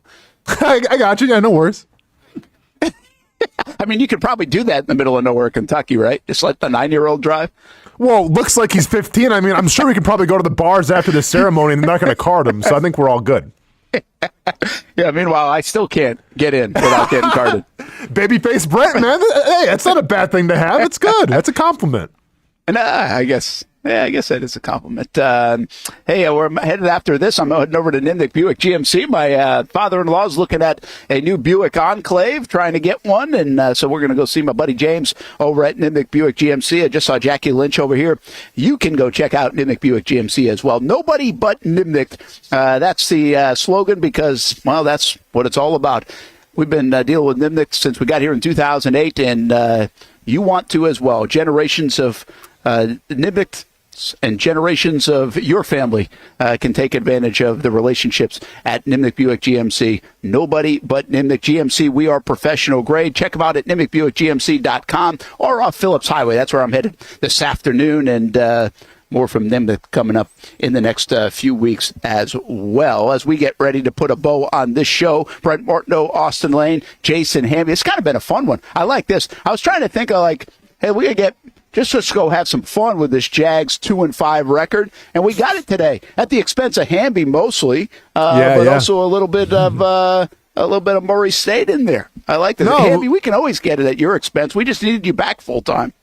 Yeah, that's no problem. No, I'm happy to do it. Yeah, no, listen, speaking of putting a bow on the show, you kind of put a bow on my endorsement career because you just killed that. And then meanwhile, I'm like, well, if you want to go to Bozard and get your car's going to have, water on the top of it because it sits so high, well, then go ahead and go with Bozard. But, hey, it is what it is, man. To each their own. Yeah, no, you're fantastic. Go get Bozard built or Nimnik Buick GMC. It's all good. Yeah. It's all good. Speaking of Tahoes, I was going to say, I was thinking of that a little bit earlier. It was like the Tahoe in Jacksonville Iceman game. We were talking about the Night Monsters. I was like, hopefully their car sponsorship is pretty tied into Tahoe somehow. So now, hang on, just so we're clear real quick. Those? Yeah, no, they still make them. So the Monsters, so they're owned by the Iceman too as well? Like that can... No, I don't. Now that you say that, I was saying Savannah is owned by the Iceman as well. Now, what's interesting about Tahoe is I think Tebow has part ownership in the Iceman. He might own partly the Tahoe team as well. That's what I was just getting ready to say because I looked it up and everything. It said the owner is Tim Tebow. So I didn't know if I was slamming the entire Iceman organization by slamming the Tahoe Night Monsters, but I guess Tebow might just own them. I think it is a little bit different because, I think it's a different group. I'm not 100% sure, but I think it's a different group. And also, Miles Jack owns another one. He has a percentage here in Jacksonville, but he also owns another one in Texas, and I can't remember exactly where in Texas right now. So it's interesting that they've branched out and own more than just the Iceman and Savannah Ghost Pirates as well. I don't know I don't know how much they own. I'm not if it's a 1% or a 5% or a 50% in some of these organizations. Well, let me just say that if it is indeed an Iceman conglomerate and they kind of co-own the Tahoe Night Monsters as well, beautiful name, one of the best names I've ever heard, chef's kiss, mwah. And if it's just a Tim Tebow name and not really involved with the Iceman, then let me go ahead and say, well, Tim, I had a higher Wonderlic score than you did. Exhibit B. Knew we'd be pulling that thing back out. Oh man, Brent, that's on my resume when I'm applying for stuff, man.